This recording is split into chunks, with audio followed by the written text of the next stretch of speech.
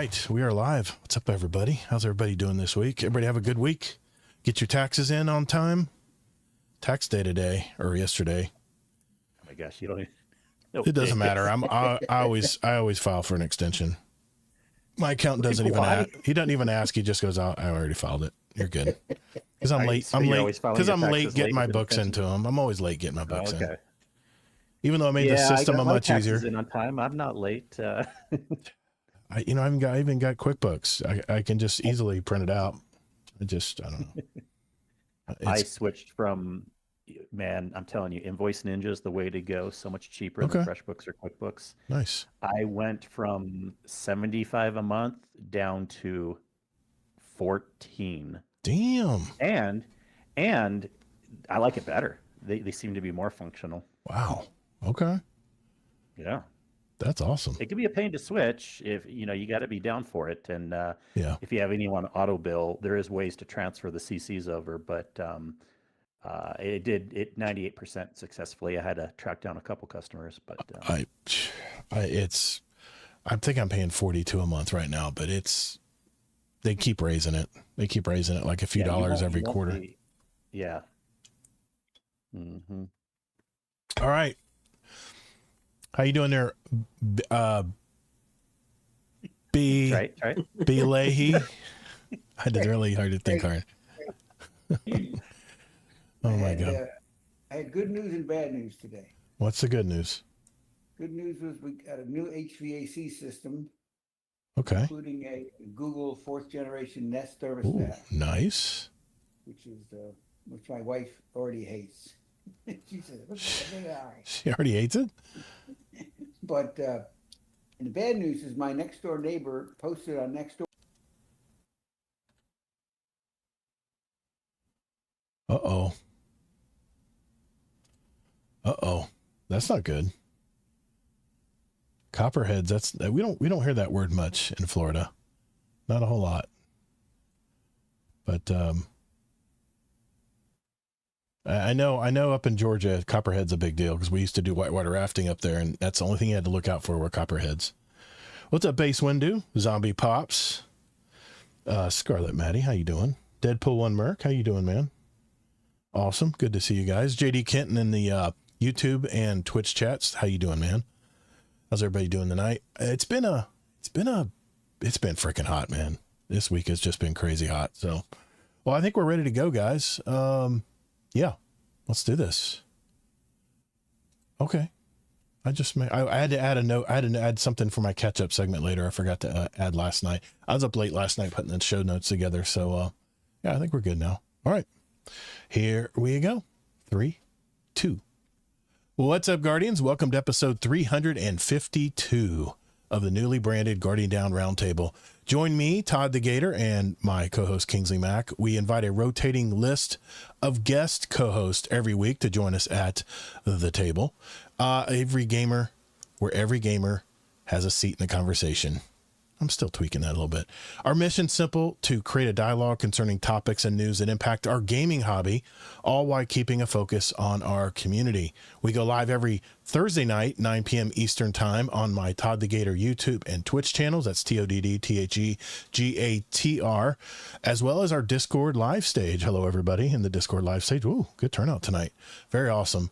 And once a month, we do invite a new member to our Discord and pull up a chair and talk with us. We are a live video show with an audio version available every Monday or Sunday night, depending on where you live in these states. We love the live shows, but we love interacting with our chat even more. So if you have some input on our topics tonight, and they could get spicy at times, let's hear it. Get in the chat, participate with us, and we might even read it out aloud on the show tonight. First, I want to start with my co-host from the great state of Utah, Mr. Kingsley Mack. How you doing tonight, Mike?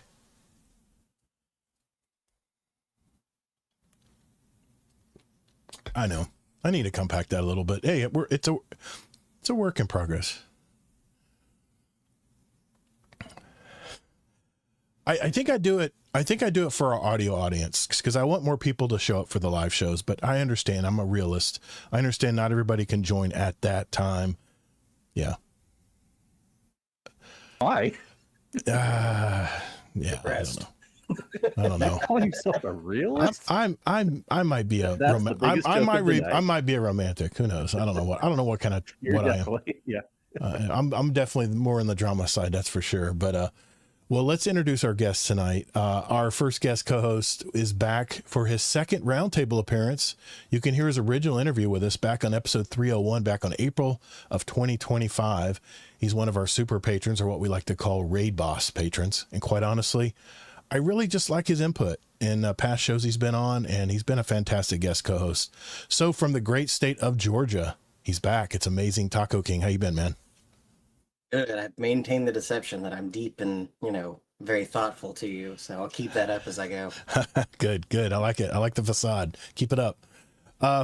For this second guest co-host, he's been a part of our community for over 9 months now, almost a year.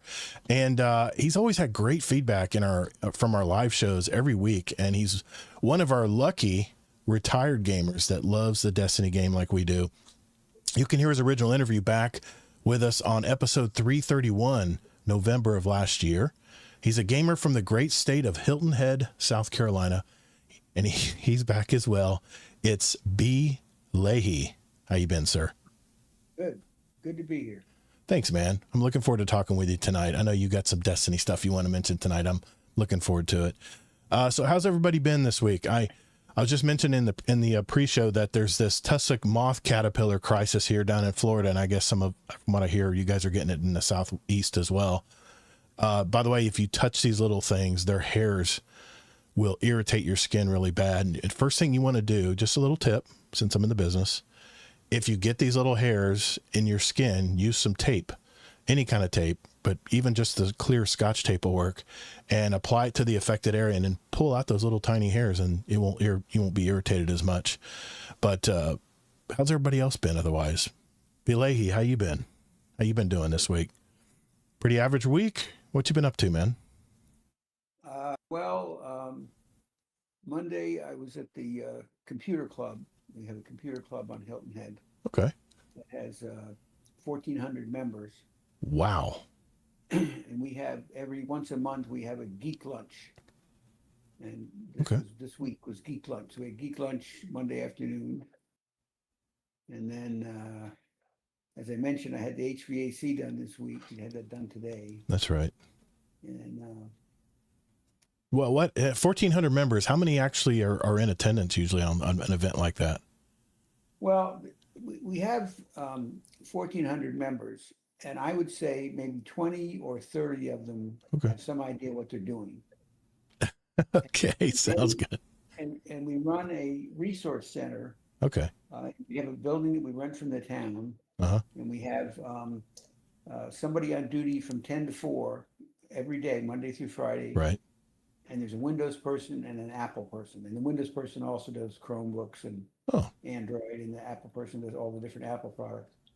And so we get the other 1,370 people have all kinds of problems and all kinds of questions, and range from everything from my screen brightness got turned, I don't know how, to I got hacked and lost $30,000. Oh my God.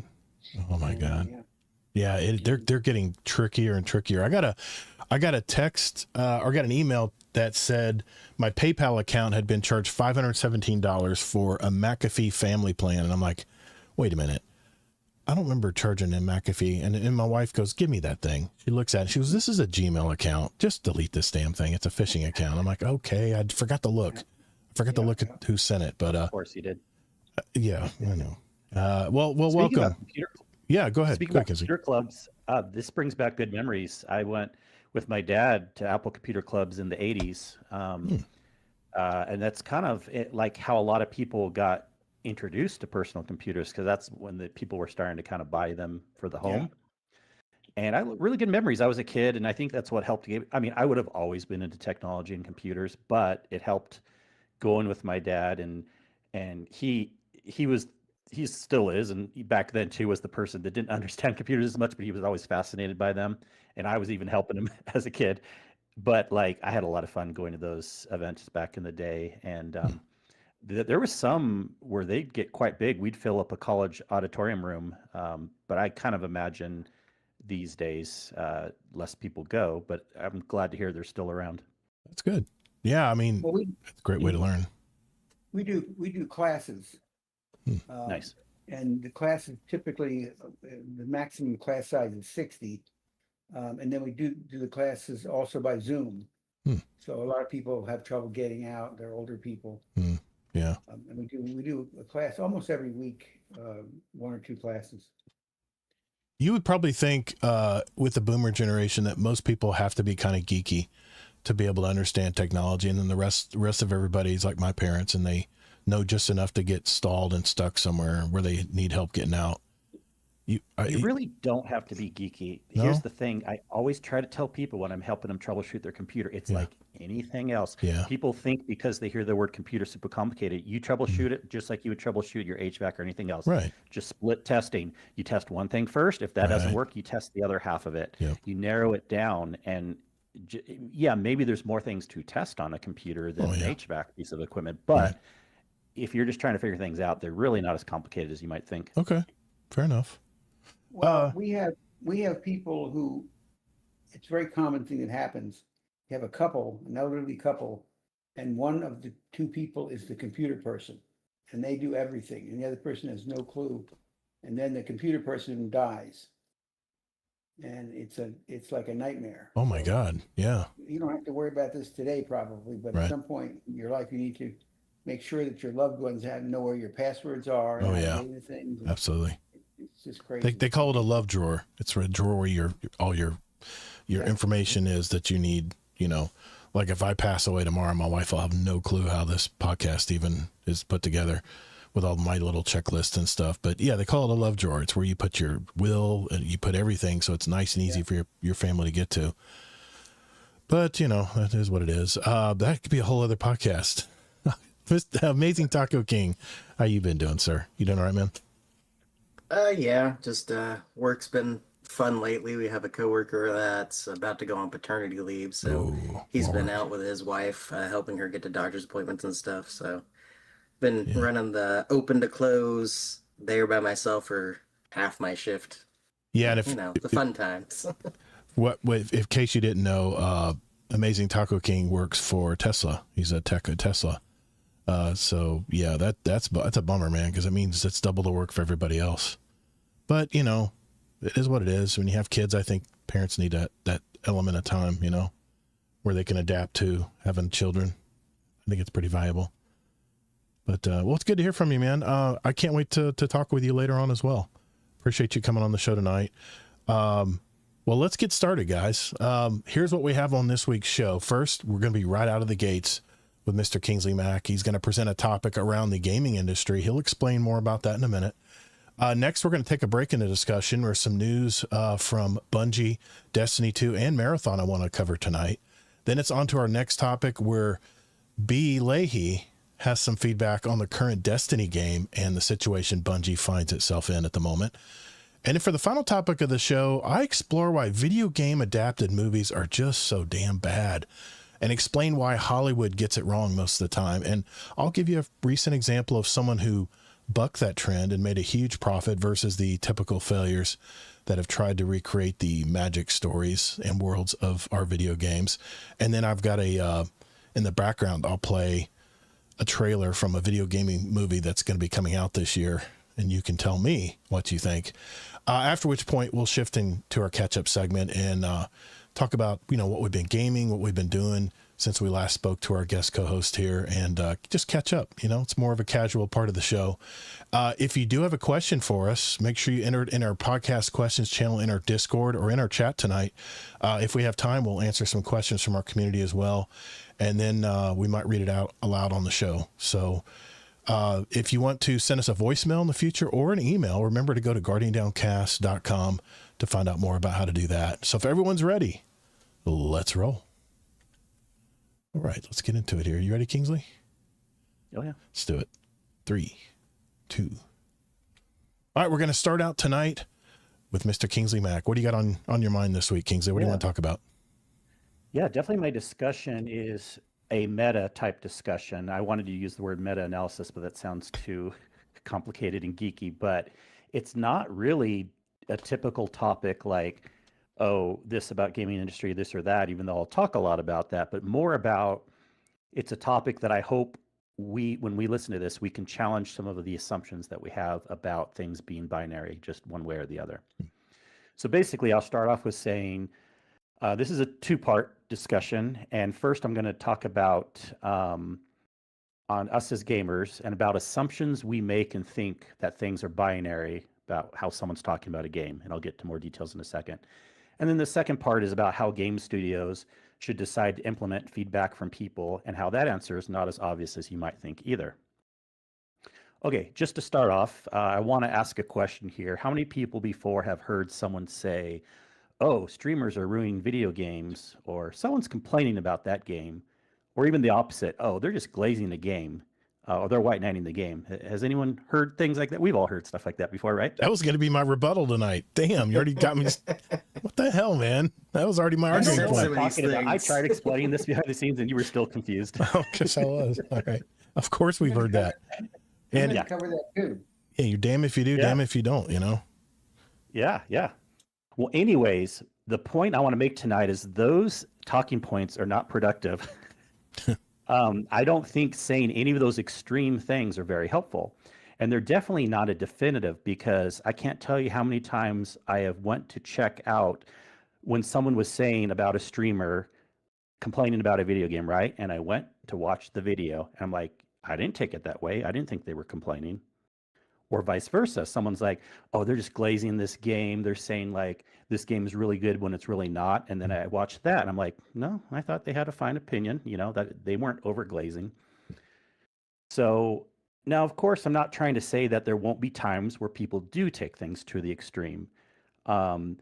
We know even in the community, there can be times where people are too extreme and too harsh. And I generally see complaining, to me, the definition only being a thing where if someone's being very repetitive in what they're saying, so like multiple times a day, a week, or whatever, and they're using complaining type words or language, then that, of course, we can all agree that's complaining, right? Mm-hmm. But it can be a fine line. And the point is that we probably all have different definitions of what these words even mean, what complaining means, what glazing means, things like that. So I worry that when we hear someone say that someone's like complaining about something with the game, that sets like a definitive standard out there that that person doesn't have a valid point because they're complaining.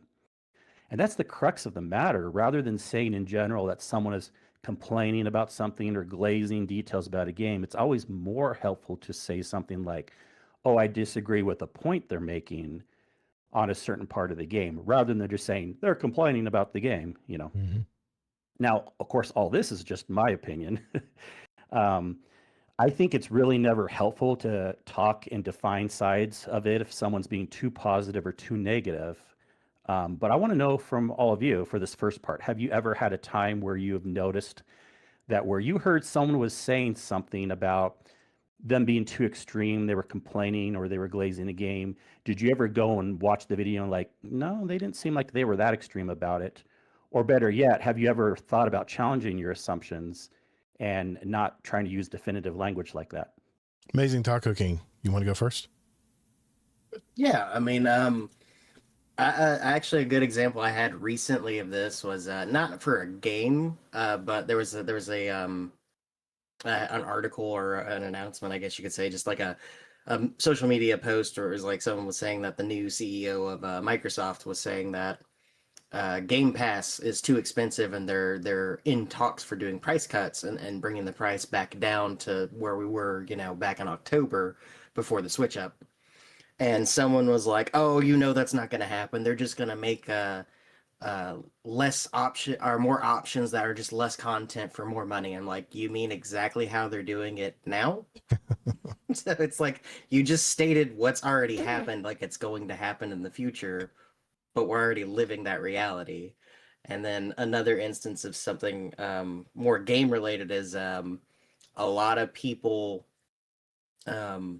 from way back in the day, the Fable series. Everyone is excited about Fable coming out because they showed that huge gameplay reveal earlier this year, and it showed, you get to choose a different character. You're not being forced to play the character that they showed in the promotional material like 3 years ago.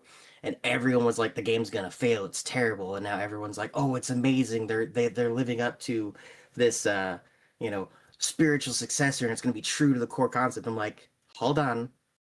You can't make all those assumptions because we don't even have an official release date for the game yet. We just have a time window of autumn of this year. That's a range of dates of, a couple months. Something could go horribly wrong between now and then, and the game could just be terrible, but it looks good because they did their marketing well.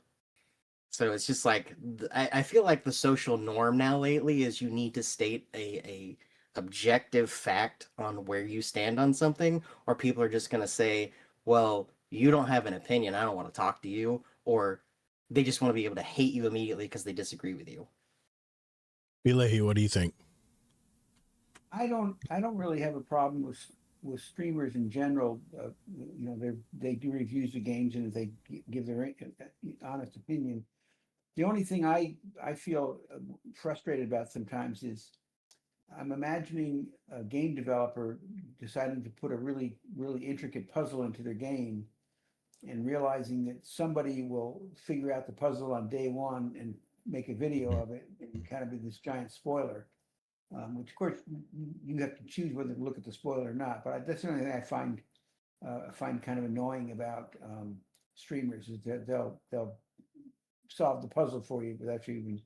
And the temptation sometimes just have a look at the video and see how you get through this. Yeah. To move on. Yeah, I don't want to answer because I know the next question Kingsley's going to ask, and I'm waiting to answer that one. But I mean, it seems like you have to qualify every input you make now on anything on social media. You have to qualify why you're saying it, and it just gets exhausting.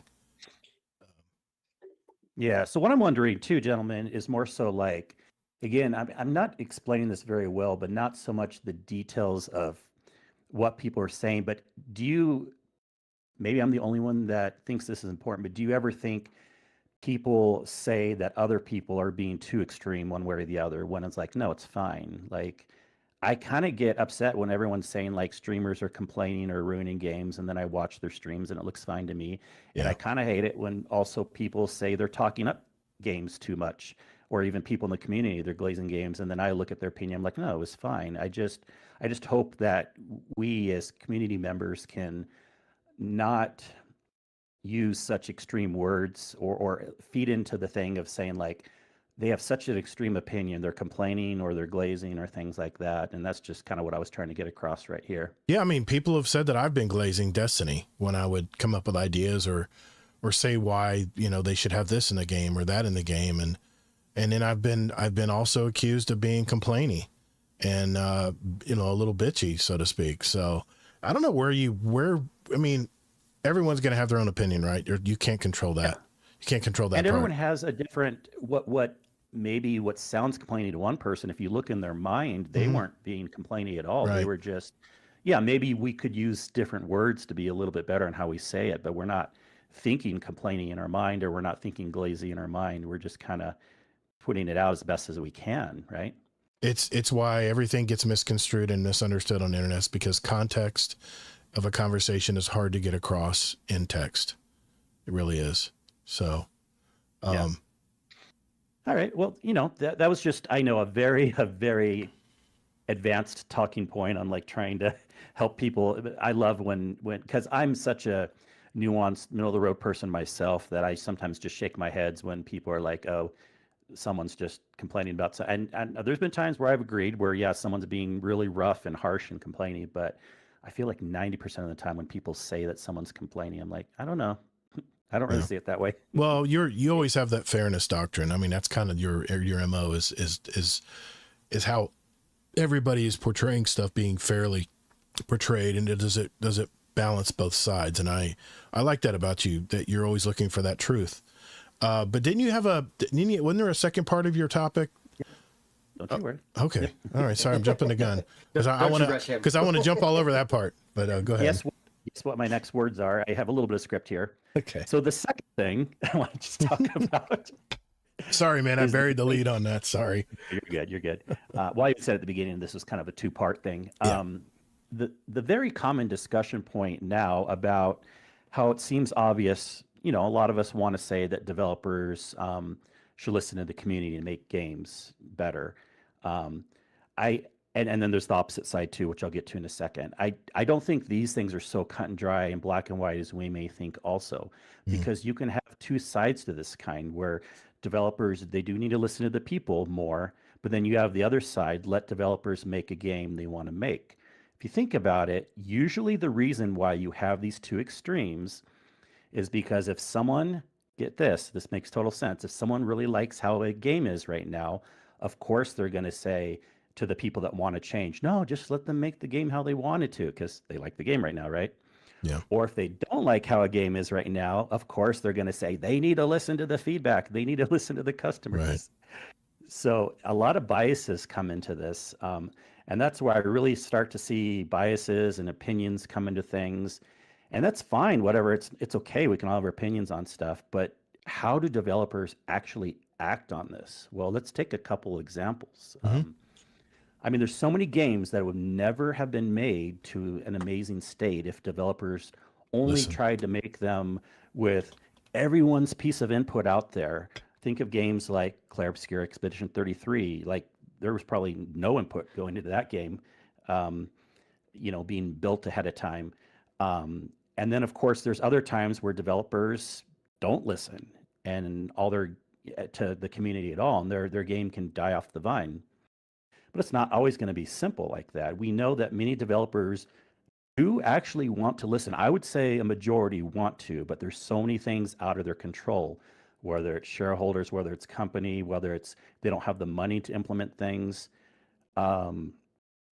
Even if they wanted to get more population, like, we're going to listen, see what people want. We want to get more population.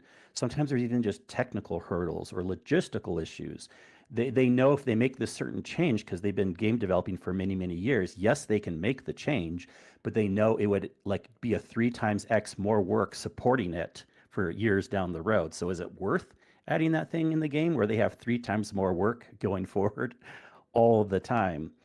So just because developers don't implement something that people say they need to listen to does not mean they don't care. So what is the answer? Again, I think it's somewhere in the middle. I mean, I think there are opinions that can be brought out there, but mine kind of nuanced is it makes a lot of sense for a developer to make a game that they want at the beginning, give it a period of time, 3 months, 6 months, a year, sometimes less, whatever, and then start listening to input and making a game that people want different. And then the other situation is, of course, you can't have a game studio not listening to any feedback at all. So on this one, I'm also curious what you guys think. Have you ever said that you wanted a game developer to listen to the community just because you wanted the change? Or in the reverse, have you ever said that they need to stick to their guns because you didn't want them to change anything? Bleahy, let's start with you this time. I don't recall ever. I mean, I often talk with my friends about things we'd like to see different in the game, but we never really get to the developer. Actually, trying to communicate with the developer. I guess I have a few times. I've had, many of my former students are now game developers, so there have been a few times I've asked one or two of them about why don't you do this and why doesn't this happen and so on. But I think I sort of feel like just one voice crying in the wilderness is not going to make a big difference. If the community in places like streamers and podcasts and discords, where lots and lots of people have an opinion, I think that maybe is more will get the attention of the developer rather than just one person trying to get through it. Good point. Yeah, good point. Taco, you got anything on this? Yeah, I mean, for like the overall point on this question, I would say it probably depends more on the type of developer and the type of game, what they should do when starting out. Because, I mean, objectively, we have to look at the gaming industry, because it is an industry, as it's a business model. Like, we can scream all we want that, hey, we want, me personally, I would love to see flamethrowers in Destiny. That'd be amazing, because flamethrower is like one of my favorite weapon archetypes of all time. I can scream I want a flamethrower all I want. I'll probably never see one. It probably wouldn't work from a gameplay standpoint because of the engine. I mean, it might, because there are some enemies that have flamethrowers that actually do flamethrower, animations. Right. But on that same topic too, like for a company like Bungie, who, they have to adhere to a certain structure now that they're not used to, it could be really helpful for, them making a really big change. But if it doesn't align with what their metric is for what success and their current market standing is, they're not going to make that change, because it doesn't reflect in what they're doing as a business. For more less known indie developers, I think making what they want to make and having the passion behind it is probably more important than listening to, individual feedback at first. But when their product is, out there in the wild and ready to go, they need to listen to that feedback as much as possible, because they don't have that backing of that structure. And they don't have the audience usually as well. Not as much. Right. Oh, that's not always the case, but yeah, I agree. I wanted to read some comments in the chat here, because everybody's been exploding with some comments here. I want to make sure everybody gets represented. Scarlet Maddie says, I personally challenge my assumptions on games all the time. That's why I do my own research, but trying to tell any content creator to think more about the rhetoric you use to evaluate games, I don't think you'd be satisfied by the answers you get. Just my opinion. Speaking of someone who's seen tons of people get told to lick my blank by Astacross a bunch of times. Base Windu says, to be honest, my beef with some streamers is that they are responsible for certain things getting nerfed before I can use them. And Zombie Pop says complaining is having a problem with something but no positive input or solution. Yeah, I see what you mean there. And Scarlet Maddie says it kind of reminds me of someone like Lucky 10p. He's a good content creator, but sometimes hella over exaggerates how bad Destiny is. And in my opinion, it's not that bad, and neither is Marathon. But it makes him get good views, of course, to say that something isn't very good and for the optics of the drama. Yeah, as YouTubers, we have to get people's attention.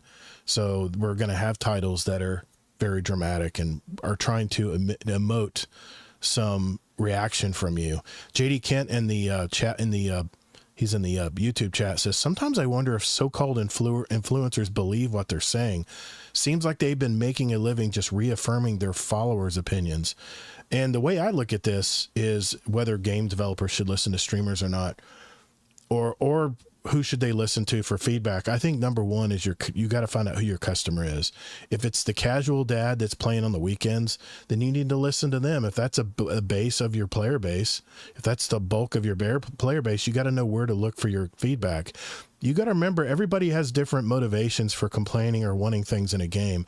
For a streamer who plays it 8 hours a day, like a job, they're only looking to change something to create entertainment. Remember, their job is to entertain people while they're playing video games, and their motivations are much different than, say, the dad who, like Base Windu said, getting stuff nerfed before he can even try it.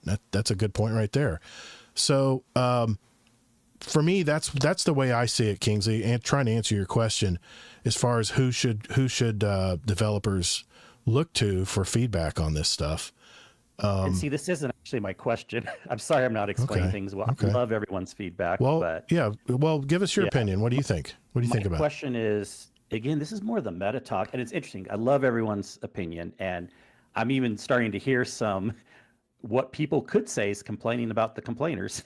I mean, this isn't so much about are they making right decisions or not. I think what I'm trying to say is, do you people ever kind of like try to challenge your assumptions? I see. On that's what you mean.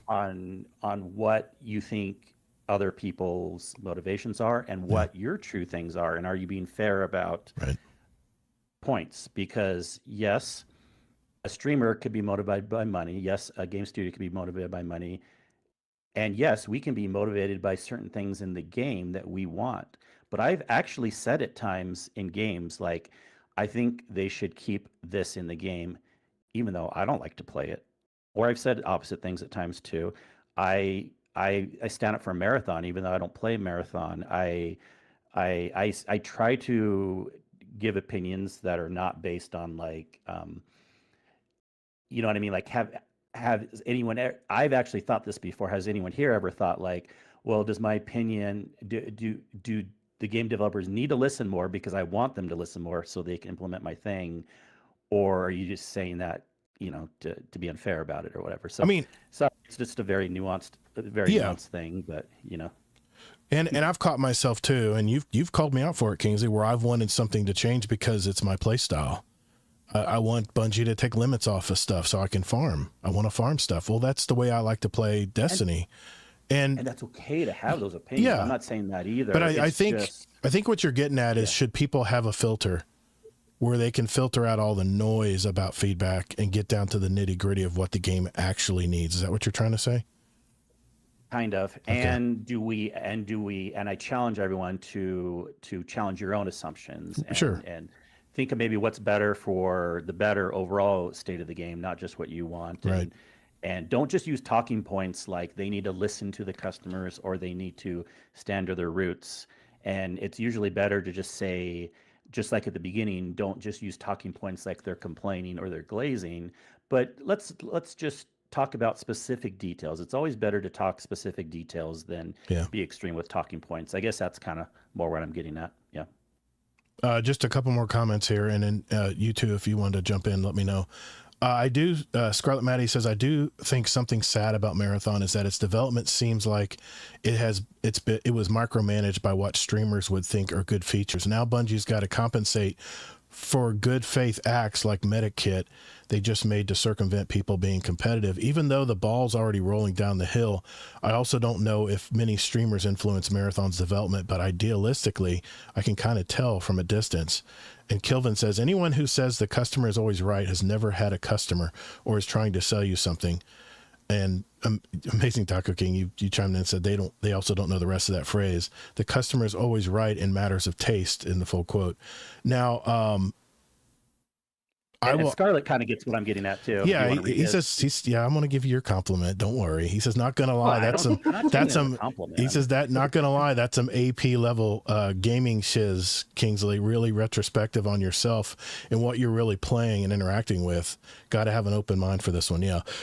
I mean, as far as mine is one of my tenants for sure. Yeah, I mean, glazing that. Yeah, Kingsley. He's just glazing. He's just glazing as you go. He's just glazing. Oh yeah, thank you for glazing me, Scarlett. But guess what? See, I don't take that word seriously. So, well, I will say this: since I do own a business, the customer's not always right. A lot of times, a customer will demand something and not know why it's more difficult to meet that demand. And what I try to do is I try to educate them. I try to explain that this weed is not going to go away tomorrow. We have to injure the weed several times. Otherwise your grass cannot bounce back from this herbicide that's going against things that grow like that. Or if someone has input on the podcast, I'll take that input. I'll think about it. And then what I'm looking for is a pattern of input. If one person says something, it does have weight. Don't get me wrong, because it takes, let's face it, 1% to 3% of your audience is ever even going to speak up and even talk to you or give you any feedback. And that's why I love that we have so many in our Discord, in our community, that give us feedback on our shows, because we always want to do better. But I do take individual comments into account, but just like developers, they have to look for a pattern of of feedback that they're getting. I think that's key. And like I said, man, everybody has to kind of wonder what's their motivation behind their complaint or what they want changed in a game. And yeah, that is deep. That is deep retrospective stuff. I agree. So it's a good topic, man. Definitely a good topic. Thanks, everyone. Thanks for indulging me. I just, it was in the back of my mind from the last several weeks. Zombie Pops, you wouldn't know how to clip that anyway. Zombie Pop says, clip that. Yeah, and you can. So you're saying if we have a standoff, who's more technical between him and you? Oh, geez, please. That's not even gonna. For sure win. I'm definitely the drama king in this situation. Believe me. You're definitely gonna be the more technically oriented on. You'll have. I mean, that's why you're here, man. You're trying to keep me on the rails when it comes to a conversation. Otherwise, I'll go down a deep hole and what were we talking about again? So I just want to give you guys. I want to give you guys the last word. Bleahy or Amazing Taco King, do you guys have anything you want to add to that before we move on? We always had a saying when I was in industry: the customer is always right, and sometimes he actually is. Yeah, exactly. Yeah, I love it. Yeah, I like that one. That should be a sign in front of every retail operation. Yeah, definitely. Taco, you good? Yeah, I mean, I feel like the overall nuance of this conversation, this topic in general, is just temper your expectations and then challenge your own thought every once in a while to kind of keep yourself grounded. Yeah, that's a good way of looking at it. Yeah, I like that. All right. I use that at work all the time. Just temper expectations, because when someone starts freaking out about, oh, we don't have this, this part, you need to go across Atlanta and go pick it up for us. I'm like, is the customer going to die if I don't get this part to them today? Yeah. Can we hold the car for 3 extra hours? Is it vital? If it's not, it'll be fine. We're not saving lives. We're building computers on wheels. And keep in mind, introspection is an AP level trait in people, and you have to be mature enough to be able to be introspective to begin with. So not everybody's there yet. I don't know that mature is the right word. I mean, I'm not mature, but I think it's a little mix of, do you want to be introspective? And for me, it's also easy because my base personality is a lot like that. So it comes easier to me. I definitely. Mature in spirit, no body. Yes, Kingsley. Yes, you are. There you go. You're mature and old. You can call me mature. I'm fine with that. Okay. Also. I would call people that are introspective probably have to have a little bit of life experience under their belt to be able to be introspective, is what I guess I'm trying to say. Right? Yeah. It is more likely. And that's one last quick little thing that always bugged me is when people have little sayings and platitudes. I remember growing up and hearing advice from older people, just because someone's older doesn't mean their advice is good. That's true. That's true. Yes, statistically speaking, it's probably more often good advice. Yeah. But I can't tell you how many things I remember hearing as a kid, and I'm like, that's bullshit advice. Just because it was from an older person at the time, you know what I mean? So I mean, in Todd's heyday, back when the dinosaurs roamed, that might have been great advice, because if you got to an old age, you knew how to live and survive. Be careful who you pick on tonight, because I have a gentleman in here that's older than me. Okay, so watch your mouth. All right. All right. Let's move on. Thank you, Kingsley. That was a good topic, man. That was a good topic. It was really deep. All right, let's move on. We're going to talk about a couple updates here in Bungie. In the Bungie verse, I guess we should say. We'll be really quick with it, but be right back. No malware bytes. We don't want to scan right now. Thank you. Not a good time. Okay, before we get on to our next topic, let's check in with Bungie. I got a couple things here. There's been an update first with Marathon, and Marathon has a new Cyber Acme Runner Reinforcement Initiative, also called CARRY. It's a new protocol in the game, and it's designed to incentivize collaboration among solo players and crews. Sorry, this is not what I was expecting the big surprise to be for solo players. I was hoping they'd have a downloadable thing. You could, like those data cards, you know. I was hoping he would bring that around, but I guess not.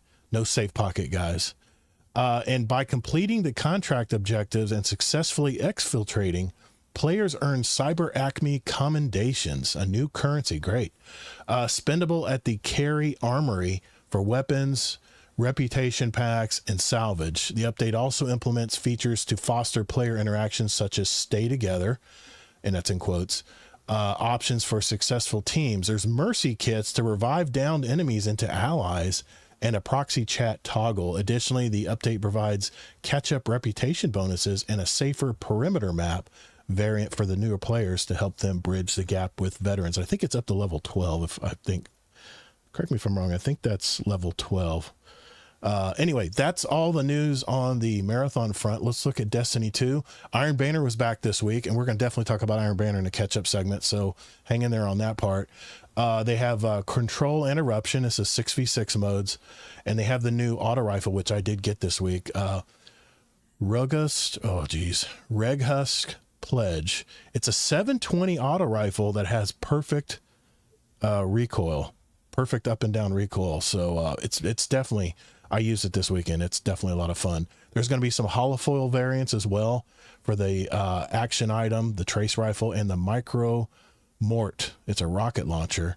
Now have very hot holofoil versions. It's basically the flame from Iron Banner, and I did get some of those as well. We'll talk about that. There's a Pack Howl emblem and an iron shader called Banana. It's bright yellow, guys. Bright yellow. So if you like those yellow shaders. Bungie confirmed that Iron Banner will return in June with a brand new armor set and tiered weapons. They're also tracking a bug where Iron Banner ornaments are not currently contributing to the gear score bonus. Yeah, we had that encounter this weekend.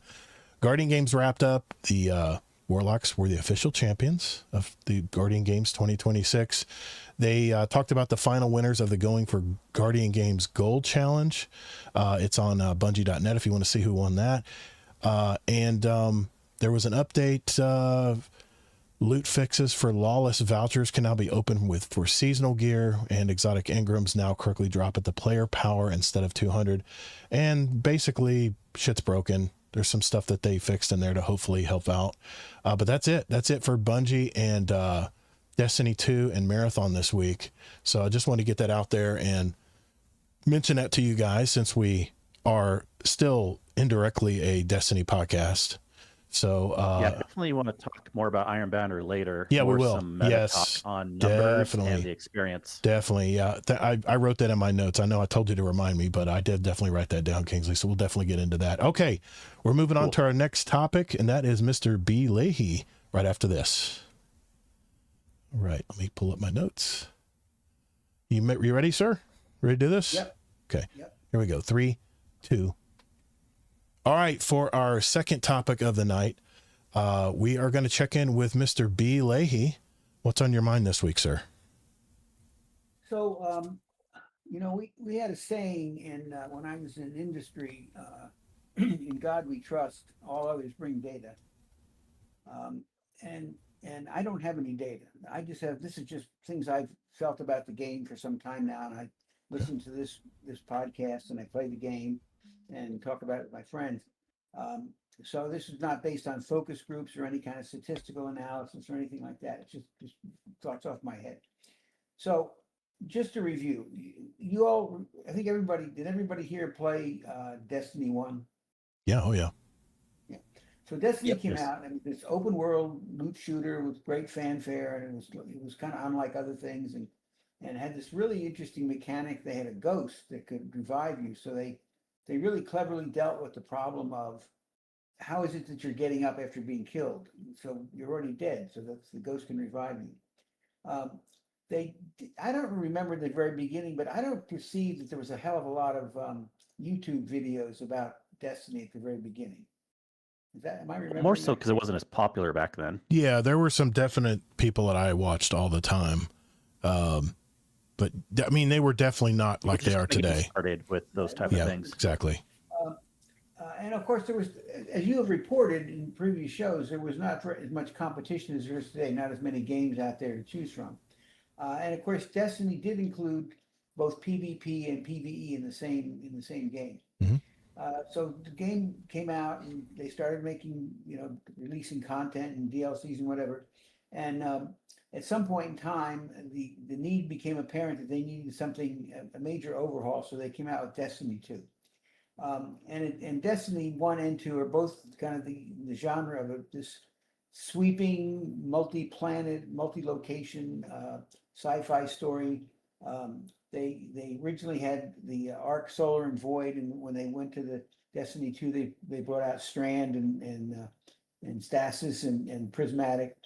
They tried all kinds of crazy things. They tried underwater Destiny. They came up with Matter Spark. There was tanks. There was Braid. There was that activity with the horse. There was the 12-person fight against, I guess they called it Excision, the fight against so they against the Witness. They tried lots of different things to make the game interesting, and it's in some sense it seemed to me as if they're kind of running out of ideas. It's like the people who are doing it are just sitting there going, what the hell, what's the next thing we can come up with, and they're coming up kind of dry. And I also will just mention that I felt like I kept hearing people, I don't play Crucible particularly very much, if at all, but I always hear people complaining about Crucible that it doesn't get updates, it doesn't get new maps. So I perceived that there was kind of a struggle where the Crucible people wanted more attention from the developers, and the developers were perceived to be working on the PvE stuff. I don't know how true that is, but it's what I heard. So we've reached a point where suddenly there's been this massive drop off of player counts, and people have been very, very critical and annoyed with the portal and issues like that, and wondering about what's up with Marathon and so on.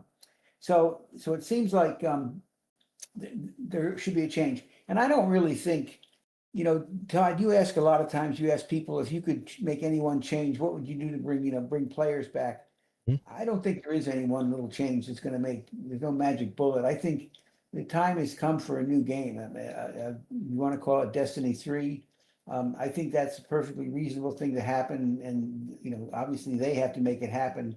And they could completely change the theme, make it something completely different. But there's a need for a new game, I think. So. But assuming that there isn't going to be a Destiny 3, I started thinking about things I would like to keep. So the first one is I would love to keep the idea of a grand scale, multi-planet, multi-location, very complicated story. And I even thought, what would be fantastic would be, imagine if the people of our solar system launched a generation starship to go to some other solar system or some other galaxy far away, and that could be the start of Destiny 3. That ship could arrive at that new thing, and you could have a whole story develop, and it could be a solar system that the Traveler had visited many years ago. There's lots of things they could do. Oh yeah. I think, as this was talked about, I think last week, I think there's a real benefit to having PvP and PvE in the same game. Okay. I think there's an economy of resources. They can make scenery and use sets from one activity to another. I think a lot of players, if there's new content, new DLCs, they play them, and when there isn't new DLCs, they play Crucible. I just think you've mentioned trying out a gun and seeing how it works in Crucible. I just think there's a lot of synergy in that. I could be wrong, but that's how I feel. The other thing is the weapons. Everybody seems to love Destiny weapons, including me, but I'm not a big fan of the random number generator of weapons. I wish there was a system where guns had sort of modules that were plugged into them, and you could actually take the modules out and swap them around and collect them and go out and search for these modules, and just a sort of a different way to do it. And I don't think there should be as many weapons. I think there ought to be something where there's 3 manufacturers' weapons, and when they come out with a new auto rifle, if it sells well, they stop making their old one. And there's I just find it ridiculous that there's so many weapons I can't even try them all. So here are some things I would like to change. First of all, it drives me crazy that we seem to have 47 different currencies. Imagine if you had to go to the store and have one kind of currency to buy bananas and another kind of currency to buy hamburger and another kind of currency to get gas. Why? Well, just have one, maybe one currency and let the game naturally flow around. I really feel like the developers of Destiny, and I'm not sure it's the developers or the maintainers, but I feel like they really micromanage the game. The fact that I'm always reading a thing where they say, well, we're not satisfied with the performance of such and such shotgun, so we're going to make a slight adjustment. Just make the goddamn shotgun and let people use it, and let the chips fall where they may, and take that guy who's been worrying about the shotgun and have him develop content. They should have more people working on the stuff that people are missing. And I mean, are people complaining about guns being overpowered or underpowered or whatever? It seems like a crazy way to spend time and money. Obviously, AI is coming. AI is coming big. I think for the development of the game, there's going to be, code will be written by AI. Scenery will probably be created for AI. Have you seen I think it's a Google product where they start out with a 2-dimensional, like a picture, and it creates an entire 3-dimensional world that you can move through. I mean, this is just the beginning. Yep. So I think that's going to happen. But the other thing I think is that AI is going to be a big part of the game play. I think there's going to be NPCs you can talk to. You can ask them questions. We always talk about how do you learn how to play, or how do you learn how the game works? Wouldn't it be nice if you could walk up to Zavala and say, how does this thing work? And he could tell you. I mentioned this once in one of my responses, but you can literally go on something like Gemini and say, I want you to pretend to be Amanda, and you can interview her for the show, and he'll give you answers that make perfect sense. That's a good idea. I think that the quality of the enemies, right now the best enemies in the game, I think, are the ones in Crucible. Human beings, will be much more difficult to fight against than computer, the ones that are done now, the AI that's in the game now. But I think they'll be able to develop that to have enemies that are much more lifelike in terms of being human-like, I guess. The other thing is, I said this earlier about a developer can spend hours and hours making a really intricate puzzle, and somebody can solve it and put a YouTube video up day 1 or day 3, and kind of ruins the spoiler. Well, maybe the AI could generate different puzzles for every player or every different activity. Puzzles could be generated on the fly, so that everybody's experiencing a different puzzle, and there's no way to produce something that can be spoiled. And there's probably other things AI can be used for that they'll come up with. But and then, as I said earlier, more people working on content. The other thing, which I think we talked a little bit about, or you talked about it on the show, is they really ought to try to figure out a way to have player generated content. Oh yeah, where you could create an activity or a location. Maybe even like you were talking the other day about, maybe you had places where you could build a camp in the woods and have your clan go there and have a social thing. lots of things that can happen there. That's a good idea. I like that. I like that idea. The other thing is, I've noticed in I think it's in is it Helldivers that has big wars, like territory wars, yeah. Big territory wars In real time. I think some of that would be very interesting in Destiny. Have you know, because you know how we have the Guardian games, which is based on we go out and everybody goes out and shoots something. Right. But why not have it be there's a zone that you're trying to, you know, not a small building, but an actual whole territory that you're trying to control. Yeah, PlanetSide did that. They were the first ones to do that, and it was a massive online game, and the graphics really couldn't keep up with that game. But I love the fact, and they even tied it to a TV show at the time. So, yeah, that's a great idea too. Yeah. The other thing is, you know, right now when you play Crucible, you're in a location, a building or a series of buildings, and you got a bunch of people all running around shooting one another. And then you go over to PvE, and you might have a mission where your fire team is supposed to infiltrate a Cabal base and, you know, get to the heart of the thing, blow something up or steal something and fight off all this Cabal. Why don't they have asymmetric PvP activities where one group plays the aggressor trying to get into this installation and the other group of players is trying to defend? It's trying to, you know, sort of plays the part of the Cabal, if you will. Okay. But have something like that where you have it doesn't everybody's not playing exactly the same game. The raids seem really good. I wouldn't ever want to change that. That just seems like such a great activity for group. The planning and the discussions and how people train for it. I think that's very good. Now I do have one I guess a kind of a complaint, because we're sitting here looking at Destiny with tremendous fall off of players. And I think about the game of baseball. Everybody likes baseball, right? America's pastime. So there's a bunch of highly trained, highly skilled players that play in the major leagues and have millions of people watch them. And it's fascinating. But at the same time, there's people at the college level, at the high school level, at maybe even the elementary school level, little league, even, God forbid, T-ball. Everybody can play baseball of some form. And even a little leaguer can hit a home run. You know, it's basically the same game. And it seems to me like what has happened over time is the developers have been really focusing, maybe aided and abetted by the streamers, but have really focused on the top tier of players. And they're constantly trying to make this thing and have like a world's first raid and really spending a lot of time. And what's happened is all of a sudden all these people that just like to run around in the woods and shoot one another, they've gone somewhere else. They're now playing some other game.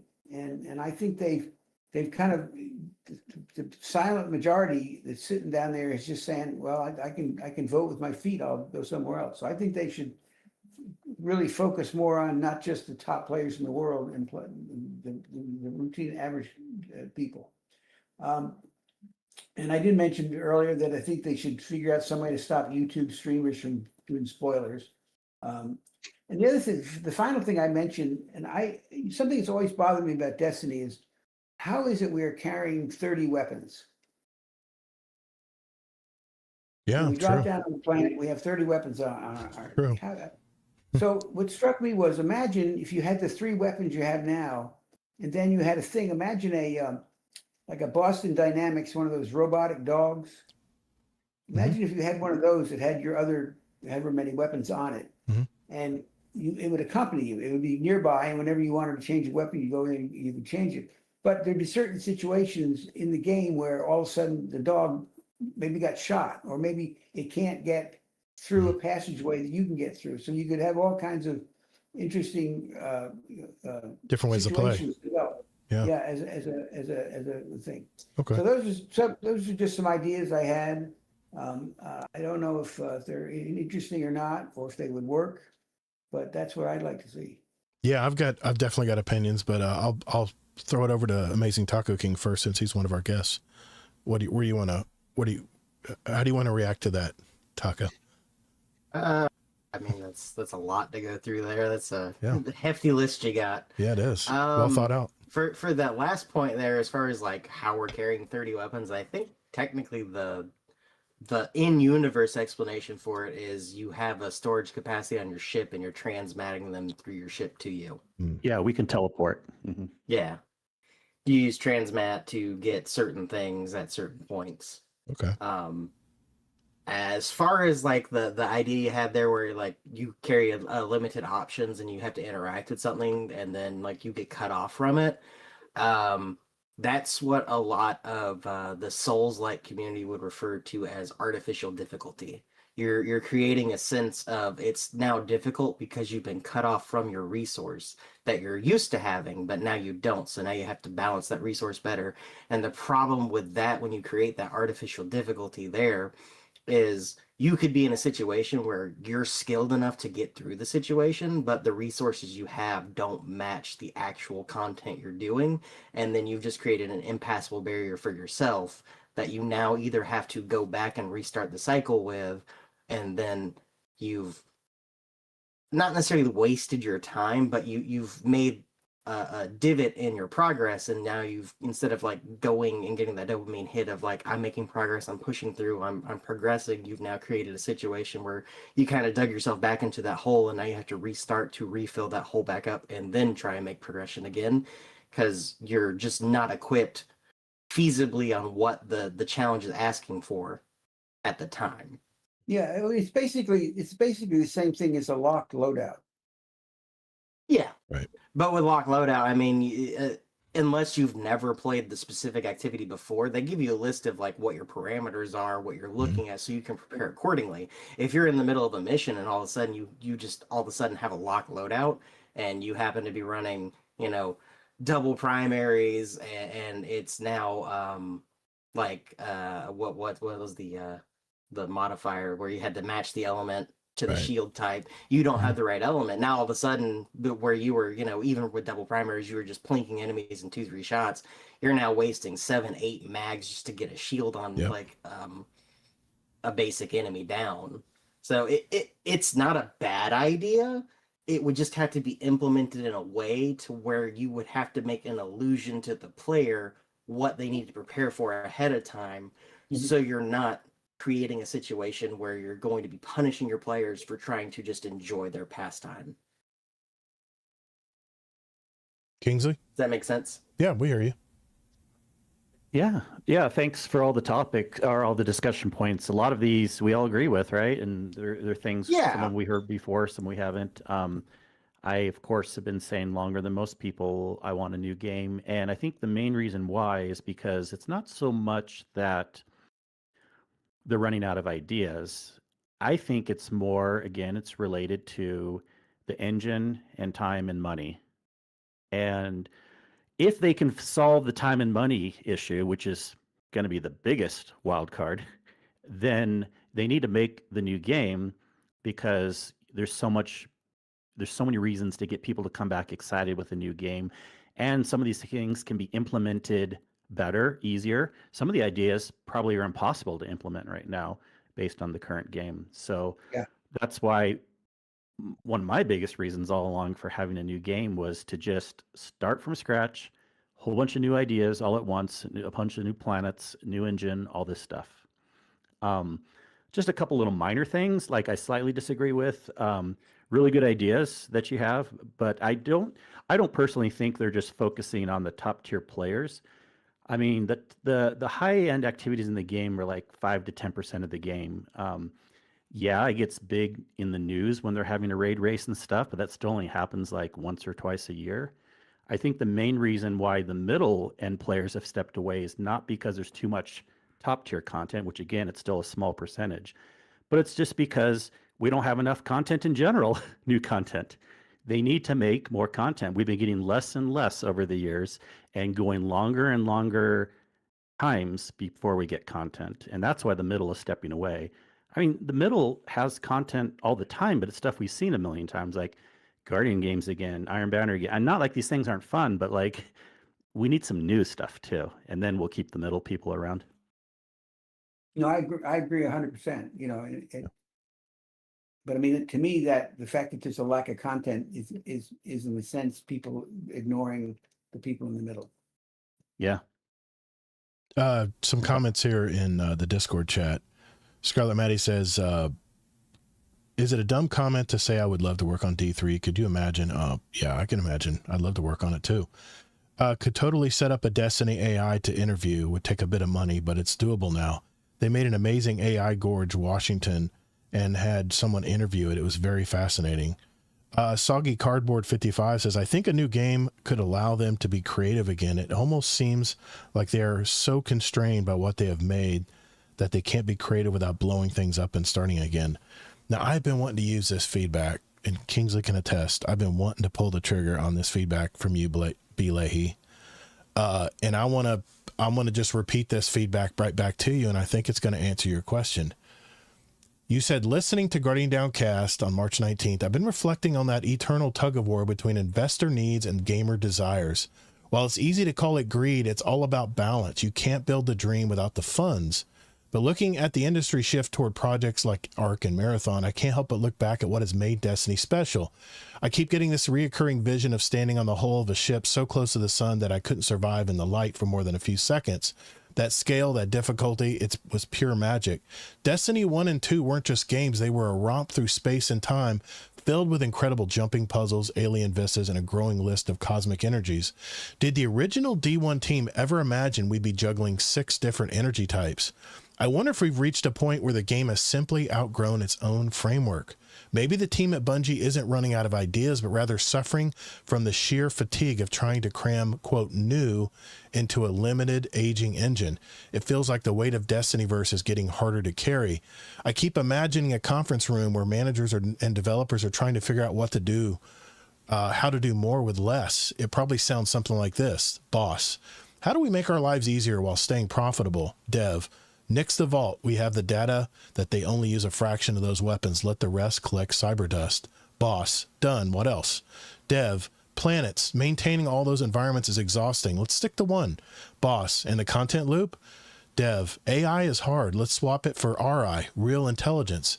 If we make a PvP extraction shooter, the players provide the content for free while we lean into the industry trend. Maybe Destiny in all its majesty simply just ran out of steam. Now the industry seems to want to lean and maintain over grand and sweeping. Marathon represents a massive shift in this philosophy. I just have to wonder, will it actually work, or are we trading the soul of the space opera for a better bottom line? And that, I think, answers the question. That's how I would answer your question with the changes you want to make, Bleahy, is I think your very first statement you said is exactly what I was going to say. I don't think there is anything Bungie can do right now to bring back the players to Destiny 2. I think it's run its course. We'll talk about numbers later in our catch-up segment, but I don't think there is anything Bungie could cram back into this. They would have to totally reinvent this game for it to make it a new game in order to bring players back to be curious. Which is the definition of a new game. Exactly, Kingsley. I'm just backing up your point. I think, yeah. I mean, the stuff you mentioned, definitely the player-generated content. Battlefield did this, Battlefield 6. They had a portal system, not the portal we're thinking about in Destiny. It's totally different. A portal system where you could actually take some dev controls. They give you some of the API that you can actually go in and design stuff inside their maps. And they're in this gritty military game. I still can't believe I saw this video. Someone went up to this desolate city that's been bombed 1 million times as a GI, coming in and interacting with a dusty old Coke machine or some kind of vending machine.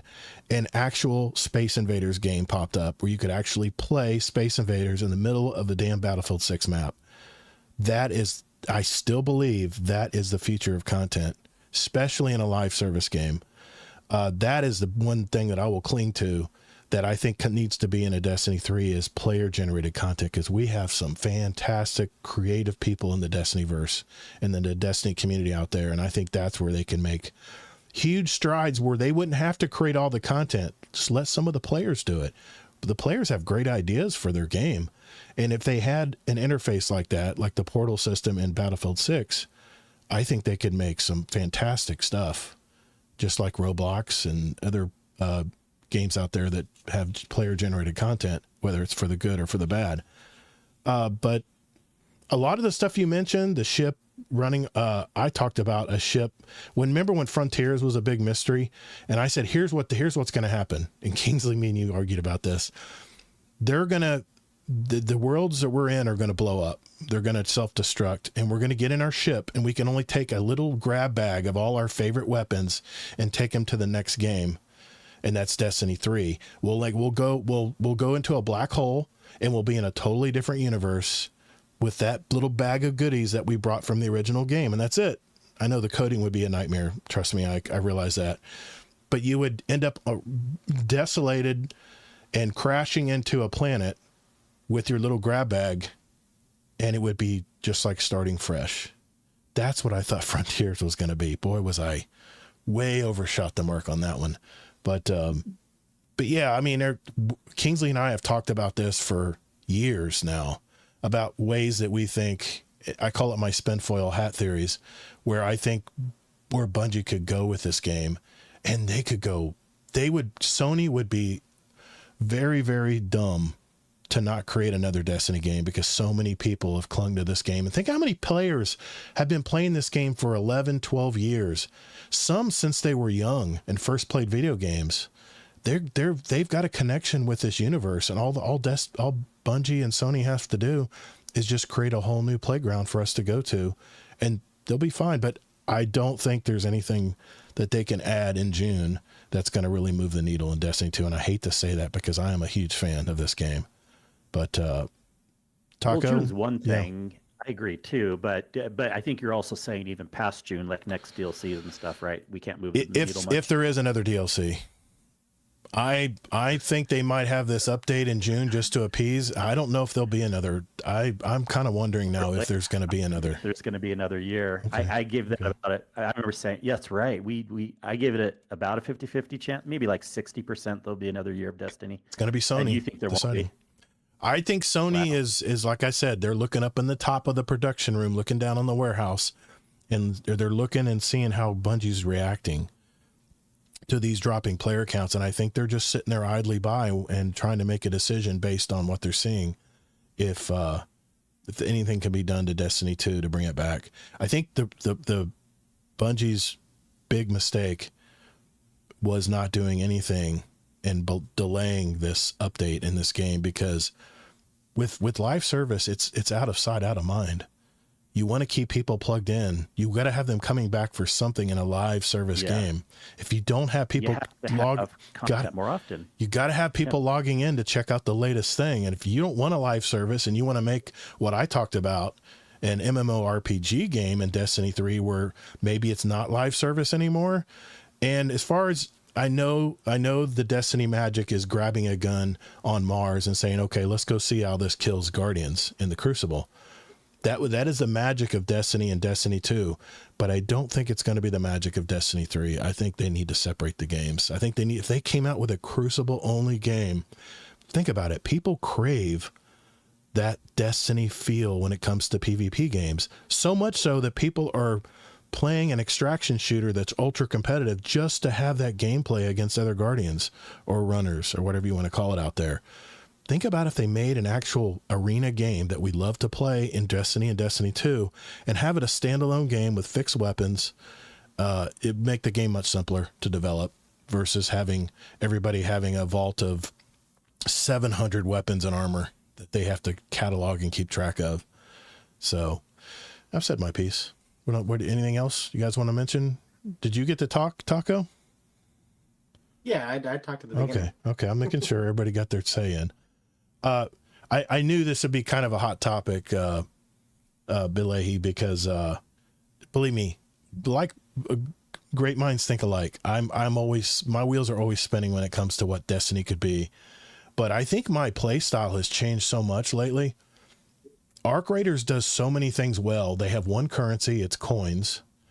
It's a loot. I want to say it's a looter shooter because there's so much loot in the game, and you're hoping to get these cores that you can use to upgrade your workbenches. That's what I'm working on now.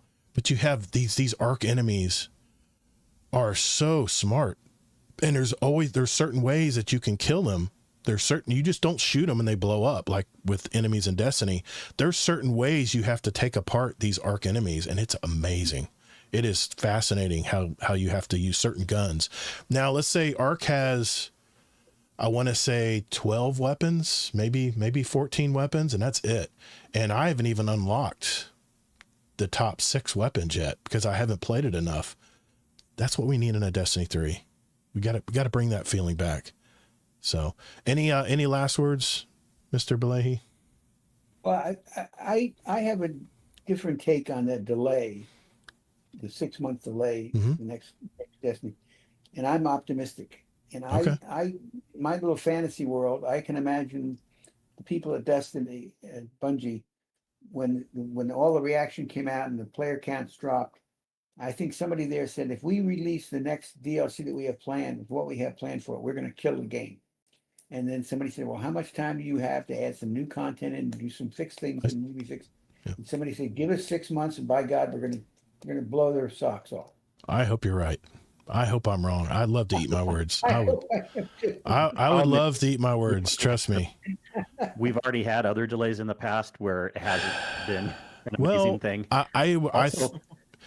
Destiny 2 needs a Forsaken expansion. They need a Forsaken moment, and I thought it was coming. Well, that's basically a new game. Yeah, I mean, basically they did. They reinvented a lot. Also, isn't a DLC. We have to remember we can't expect too much no matter what. The DLC is coming after this June update. Yeah. Team's not the same size. Yeah. What were you going to say, Taka? We've already had Forsaken. That was this game. I know. Yeah, I know. But we need Forsaken 2.0. Big or bigger. Yep. Scarlet Maddie says, as sad as it can be, Destiny has been going for 11 years. I wouldn't be that sad if it went dark for 6 or 7 years for D3 and Marathon development. You're right, though. We've had both good delays and bad delays. Old Chicago. Yeah, that's the rumor that we're going to be in Old Chicago. That's what I've been hearing leak-wise. Yeah, that's what I've been hearing about. For June. Yeah, exactly. I will say this. Damn, where'd my mind go? Shit, I lost that thought. Destiny 1, when they didn't quit supporting Destiny 1, they still have servers and stuff. So why couldn't they do the same thing with Destiny 2? I thought that a good stopgap for that 6 or 7 years we have to wait would be to combine both games. And I know that's a developer's nightmare, but the assets are made already. The artwork, at least the artwork has been made. Yes, they have I know. Reshade everything. I know. Yeah. We've had that argument before. Yeah. I won't go back down that. But if they had a Destiny Online game, I think that would buy time and good faith and goodwill with the Destiny game until then. But I don't know if they could pull that off. And it's not going to happen. But you're saying 11 years, Scarlet. What about World of Warcraft, man? What keeps people coming back to that game? It's because it's an MMORPG. It's a living world. It's a living world that is always changing, and they're bringing new stuff in, every so often. They're keeping development.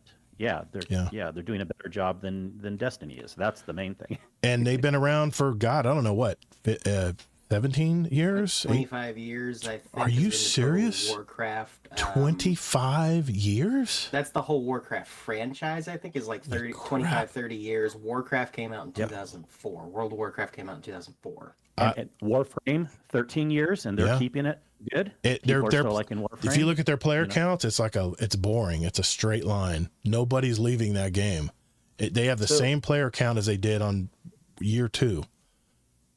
I think we've kind of led into a secondary topic here that we've kind of touched on. And I think I want to bring a little bit more light to that since we've kind of crossed that threshold. I think the problem that we're having, and this kind of ties into the meta talking points that Kingsley brought up too, is we're so focused on what Destiny could be, what it should be. We're saying everything that we want to see.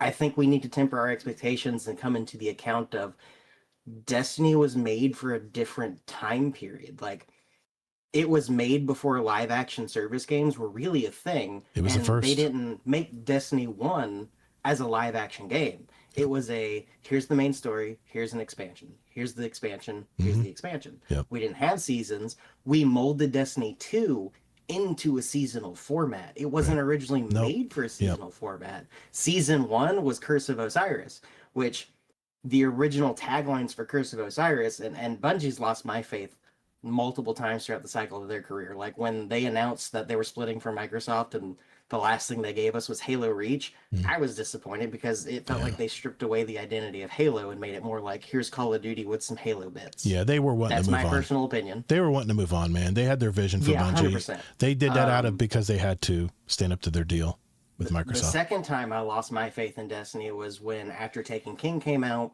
they said, hey, we're gonna let Destiny rest and we're gonna work on Destiny 2. From here on out, we're gonna have like 2 free, content updates, and we're gonna keep working on Destiny 2. Enjoy what we give you. Then they announced, a couple months later, buy Rise of Iron now. It's coming soon. I was like, you guys just said it was gonna be free 3 months ago. Now we gotta pay for it. I'm done. Yeah. Like I walked away from Destiny 1 from that because it's like, I'm not buying another expansion. I don't play this enough to warrant it and justify it. But one of the taglines for Curse of Osiris when it first came out was, the Infinite Forest is going to be procedurally generated dungeon runs. Right. I was like, that sounds amazing. Yep. And all we got was one strike that you played the same way what a disappointment. Over and over and over again. It didn't change. It never changed. Like one puzzle changed, but that was it. Infinite Forest is not... I think people counted there was just 12 different versions. Right. Yeah, it could randomly appear, but it's not procedurally generated on the fly. It was not. Right. No. But the tagline when they announced Curse of Osiris is, we're going to have a procedurally generated, dungeon that you're going to be able to go through. Before even we didn't even have dungeons at that point. This was the first time we heard the word dungeon. It was like, this is going to be a procedurally generated dungeon. It's going to change every time you run through it. And they didn't meet the expectations for that. They said, limitations made it to where we can't do that. And it's like, okay, cool. That kind of makes sense. It was very ambitious. Like, I'm not too, hurt by it. But at the same time, I didn't have much faith after, the Rise of Iron thing. So I was like, I'm not putting too much, stake into what Bungie's doing and what Destiny's becoming. When Forsaken came out, and that opening cutscene they showed everybody where the Guardian's carrying Cade's lifeless body across like the vista into the light, and you're like bringing him back to the Vanguard. It's like, oh, I have to play this. Yeah.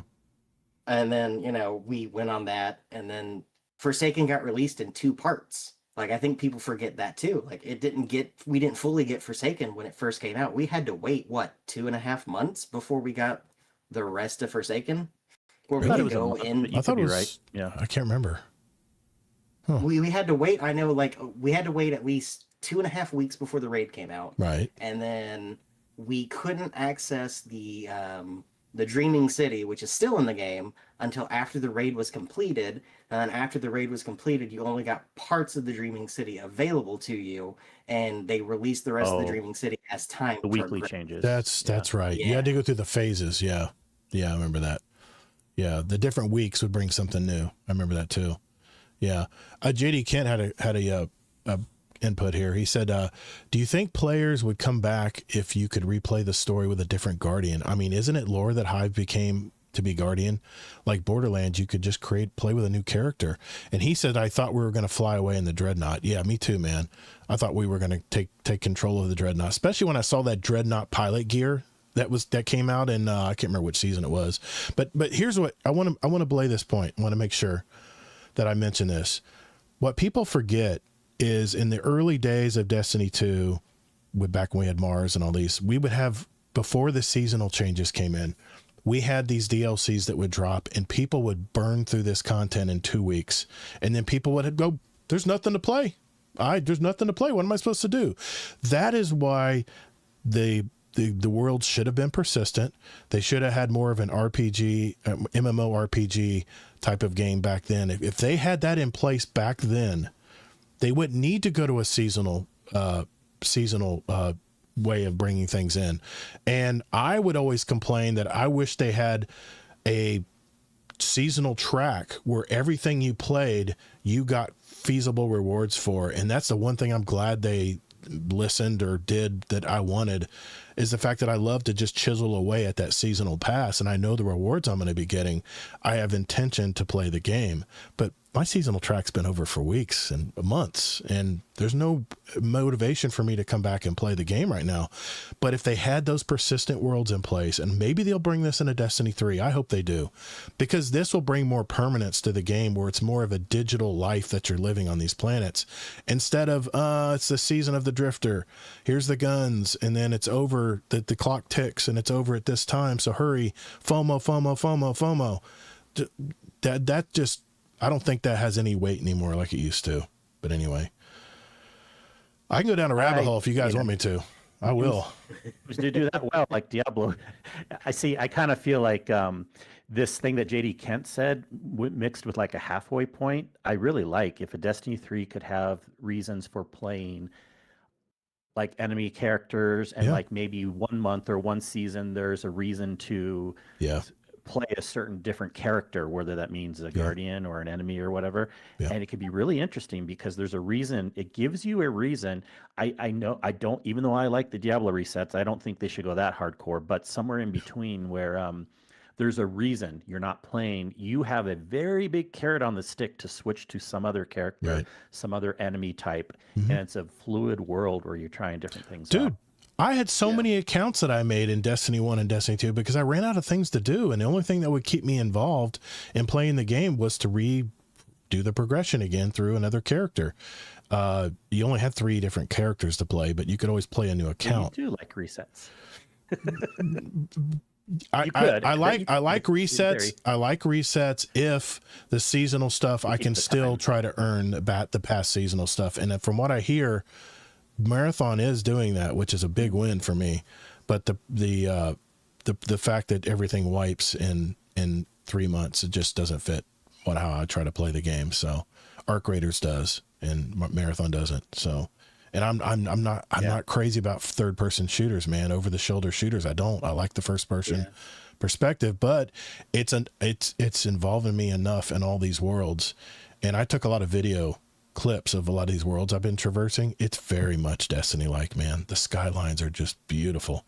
But anyway, Scarlet Maddie says, before we go here, I think D3 would be a great as a survival shooter. Yeah, that's what one of our guests last week said, that's what I'm wanting it to be. Yeah, that would be a great. I mean, like Red Dead Redemption, you have to actually make a living in that world to be self-sufficient. And imagine worrying about blood loss, hunger, thirst, stamina.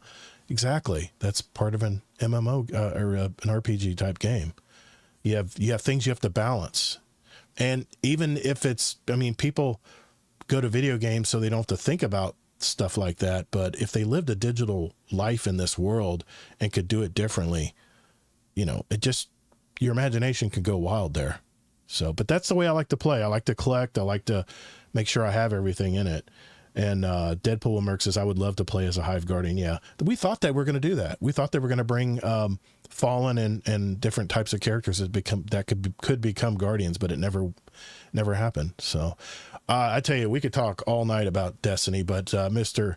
Bleahy, thank you for bringing that to our attention tonight. I appreciate your input, and every week that you've gave us really great input. I really appreciate that. That's why I wanted to bring you on tonight, because you've always had such really thorough feedback every week that we have a show. And I've been wanting to use that feedback that you gave us in the Discord for probably 3 weeks now. You can ask Kingsley, and we had to cut it because of this exact moment. We spent 43 minutes talking about this topic. It's easy to get into it. So we'll put a knot in it there and get on to our last topic, where I'll be talking about video game movies right after this.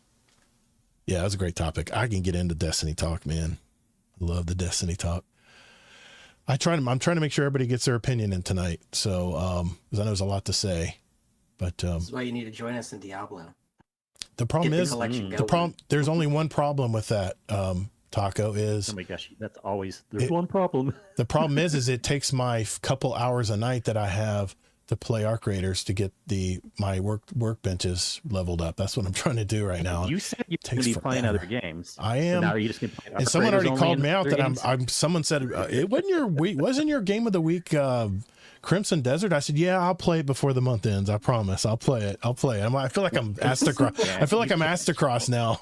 I'm going to play it, guys. I am, but I got to go over here and finish this. Playing it for a month. You should do the game of every 2 months, or the game of the quarter. Maybe game of the quarter. Maybe that's what I got to do. I don't know. Anyway, I knew you wouldn't have time for a new game every. No, it's just Arc Raiders has its damn hooks in me, man. It's bringing back all the Destiny feels that I had. So, I mean, it's good and bad. Yeah, it can be. Okay, Mr. Bleahy, are you still with us? Okay, you must have stepped away. All right, let's get to my topic here, and then we'll get into our catch-up segment. Let me get a quick drink real quick.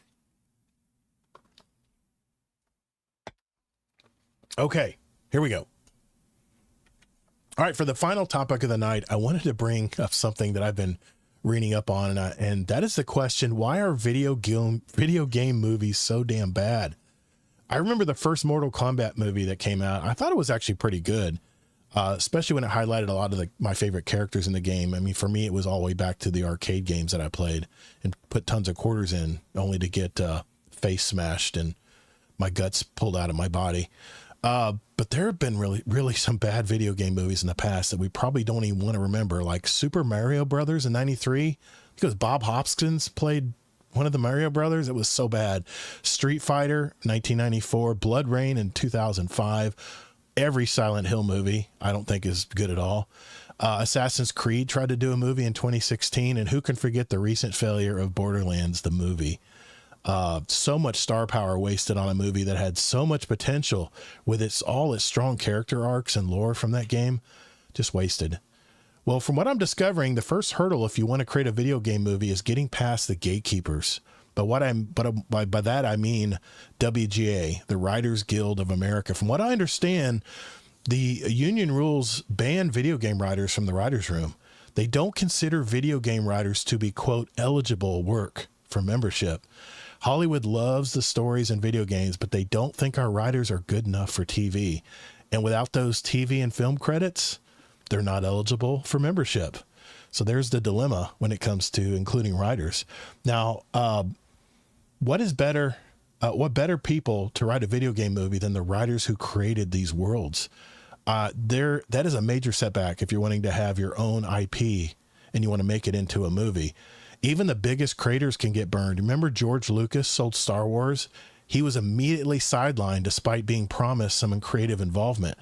I've heard of Hollywood executives coming into gaming studios with these perfect hairlines and these bright veneers, promising to respect the vision while they secretly plan to change everything. And there lies the problem. I think that Hollywood needs games more than games need Hollywood. It is an easy power grab for these executives because the game devs have already done all the hard work of creating these worlds that people and gamers love. As the YouTuber Alana Pierce stated in her video on the subject, there's two ways forward to fixing this. First, we got to pressure the WGA to involve and include gaming writers. And the second is to stay independent of the system. That way the authenticity is intact. And speaking of independent films around gaming, Markiplier, a well-known YouTuber, he wrote and produced his own movie based on the game Iron Lung. First, he involved the creator of the game, David Szymanski, in the pre-production process and throughout the filming of it. And from what I heard, Markiplier worked himself to the bone because he actually cared about the source material. Even though the movie had kind of mixed reviews, I didn't see it personally. He turned a $3 million movie into something that grossed over $48 million worldwide. I mean, damn, that's a hell of a power move for a YouTuber, you know? But what Markiplier did is he proved that he didn't need Hollywood and its gatekeepers to make his movie. And that authenticity is rarefied earth these days, especially in Hollywood. Let's compare that movie with the upcoming Baldur's Gate 3 series coming soon to HBO. Craig Mazin, who created the Last of Us series, is the head of the project, and it's been confirmed that 0 writers from Larian Studios were involved in this movie. this is unfortunately the industry standard, and why so many video game adapted movies just feel off or watered down, like Borderlands was a couple years ago, and why everybody hated that movie. So what do you guys think about this? I wanted to share this information. I've been researching it on and off for a couple months now. And what do you guys think? Is that an accurate depiction of video game movies, or am I wrong here? What do you guys think? Well, you brought up the TV show at the end, didn't you? To be fair, the HBO one. Yep. The new Baldur's Gate 3 series. And yeah. That's not a movie, right? Well, not a movie. It's a TV series. And I will say The Last of Us was very good. And it stayed pretty true to the game, but that's definitely an outlier. But I mean, it won awards and everything. It was such a good, that's because they included some of the writers, I believe, into the, I know the writer, the creator was involved in that movie. He was a consultant on the set of that movie, and that's why it had so much success. You said they can't include him. Well, so that's what I'm saying. The industry standard out there is the executives walk in the door and say, "Oh, we're definitely gonna make your movie, and we're gonna show you how great a game this was to America or to the world," and then they do what they want. So, well, I think it's not as much about the writing situation. I think the reason why, since you brought up, I was only going to stay in movies, but since you brought up the TV show thing, the reason why they're often better than movies is because you have more time to develop things. And then if you want to have a good video game movie, which there has been some, they need to be animated. I know you don't like that answer, but you can, like Super Mario Brothers and stuff, but you can have so much more leeway with an animated movie. You don't need the special effects because it's all animated. Sure. Special effects. And the Mario movie and most of the video game adapted movies do very well, but let's face it, they're animated. Most of them are probably made for children, or which is great. Big fans of the game. No, don't put it on children. Fine. That's just your bias speaking. It is definitely my bias. Plenty of adults love that movie. I'm not a fan of animated films. I know. But don't say they're just for children. Spider-Man into the what was it? The Spider-Verse was very good though. That was a mature animated movie, and it was very good. Even my wife liked it. She hates superhero movies, so there are exceptions out there. But I think the major point is that maybe it's getting better now, but Baldur's Gate 3 has nobody from Larian Studios, at least as has any input on keeping the authenticity of the game, and I'm just curious what it's gonna become, you know. Well, too early to say on that one, of course. I still think it has a better chance in a TV show than as a movie, so hopefully it'll be okay there. Curious what you guys think. What do you guys think, Taco? Mr. Bleahy? I mean, I think the main issue with video game interpretations to movies as an overall like medium to like from how we perceive it to how others perceive it and try to put their spin on it is there's from this like the movie industry as a whole, there's not a lot of respect for other forms of art in the grand like scheme of things. They typically have like their own inner circles of like, well, you know, that musical was great, but I can make it better. Like the most recent example we have of that is like Wicked. They divided up Wicked into, you know, Wicked and then For Good, which you could have probably just done the full movie as it is in the musical, in one sitting. And I think a lot of people would have been content with that too. Right. How they broke it down, and I haven't personally seen the movies yet. I'm not really much of a movie person that much anymore, or TV in general. Every once in a while, I'll like get a wild hair to go watch something, and then I'll like burn through a show that I've seen hundreds of times that I can just have on in the background or something. Yeah. Not a lot of new content, movie or TV related, that I go through recently, but I know the reasoning behind that is they wanted to give more context to background information that's not necessarily directly said in the musical itself, but it's more like alluded to in the background or like the framing of a shot and a scene transition. The other issue that you have is there's a lot of people in the movie industry who are just like, well, that writer was dumb. I can do better.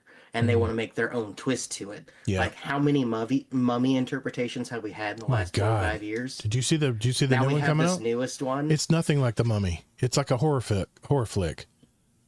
It's nuts, man. Well, like the tagline for the movie that I saw that instantly turned me off, because I like the Brendan Fraser movies. We actually, me and my friends, we went recently to go see the Mummy Returns 25th anniversary in theaters, right. A couple weeks back. Mm-hmm. Even the CGI that was kind of bad in that time frame was considered state of the art at the time. It still kind of held up pretty well in certain scenes. There were other scenes where it didn't, but you know. In some scenes, the CGI looked really good. But the tagline for the new Mummy movie was like, "What happened to Katie?" It's like, that sounds very Egyptian and ancient. They already made that movie. Katie. They already made that movie in the 80s or in the 70s.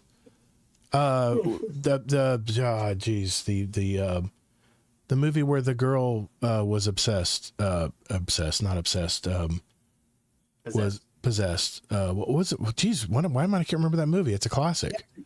The Exorcist. They already made that movie. And that, you know what? This movie, I've seen the previews, and me and my wife looked at each other where it said, we're not seeing that, because it's like The Conjuring meets The Exorcist.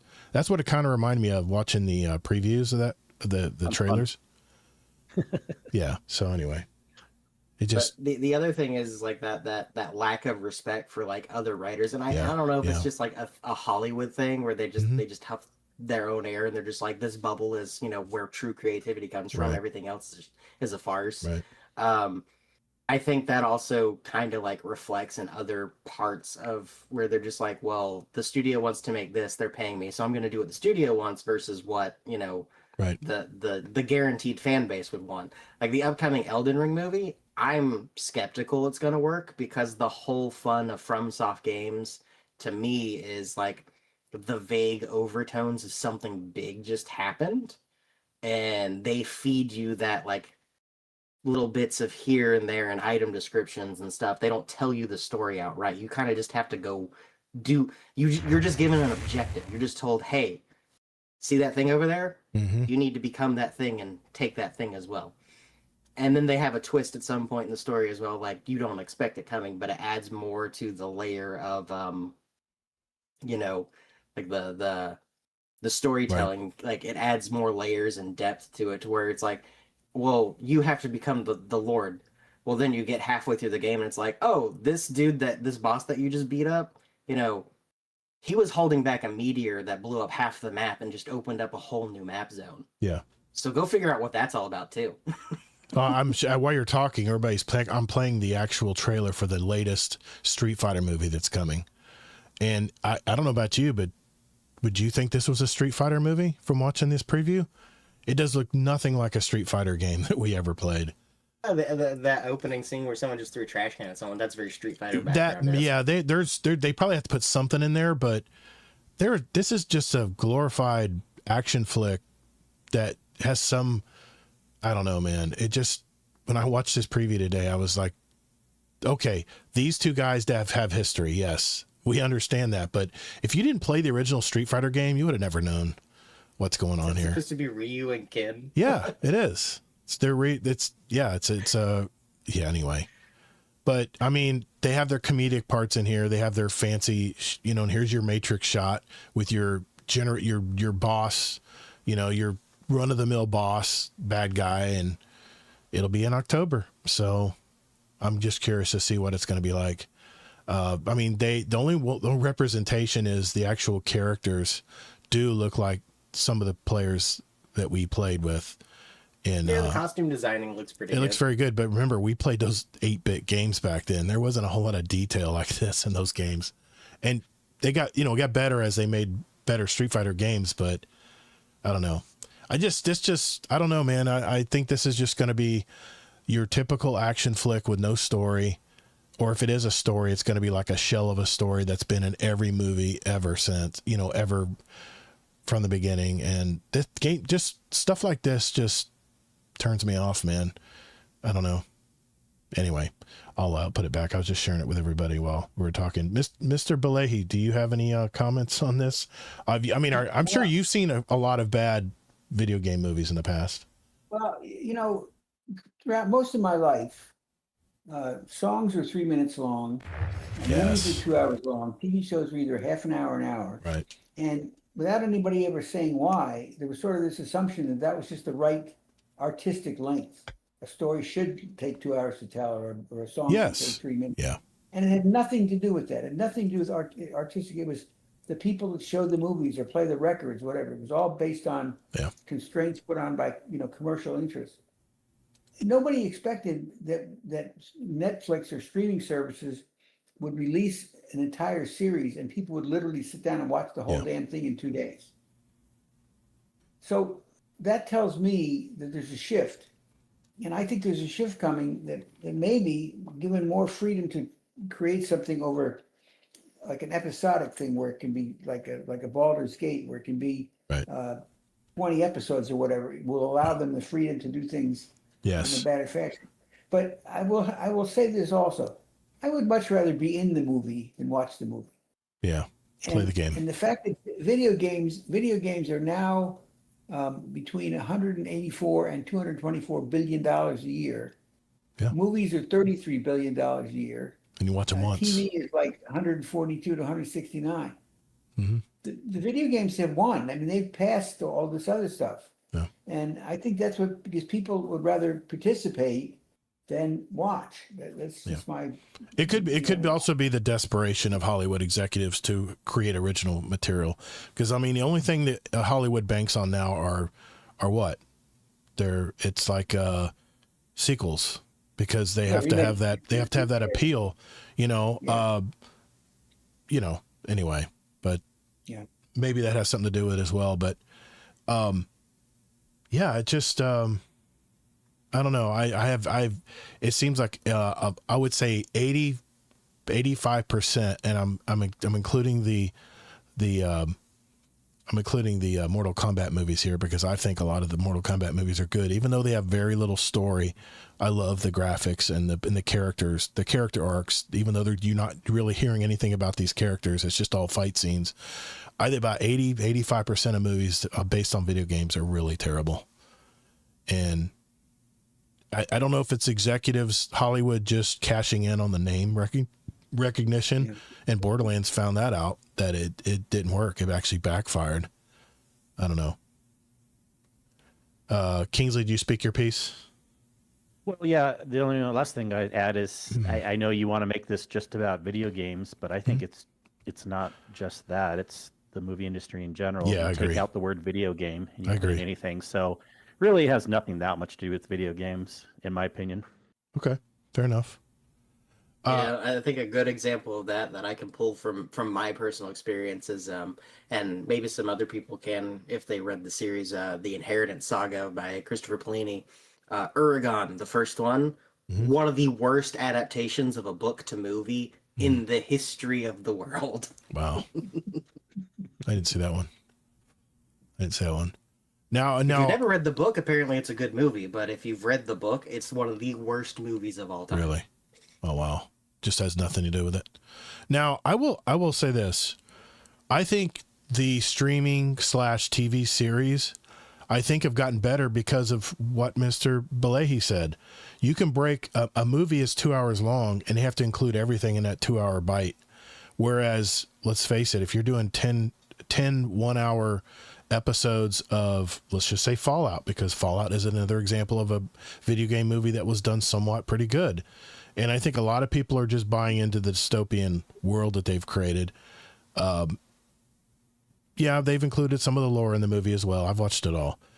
But I think the fact that they can break it down into 10 hours of content instead of 2 hour video game movies, I think makes a big difference as well. And I think that's maybe why video game adaptations might have a chance going as a limited series on the streaming services out there. So we'll see what Baldur's Gate does. I'm going to watch it, but I'll know within 2 episodes, because they're going to have the stinger episode. The first episode's going to jerk your chain and get you all excited, and then the second one is where the real guts of the movie is going to be, because that's where the real story comes into play typically. So, all right. Well, anyway, I thought it was a decent subject, and Lord knows I have watched some terrible video game movies, and my wife won't even go watch them now.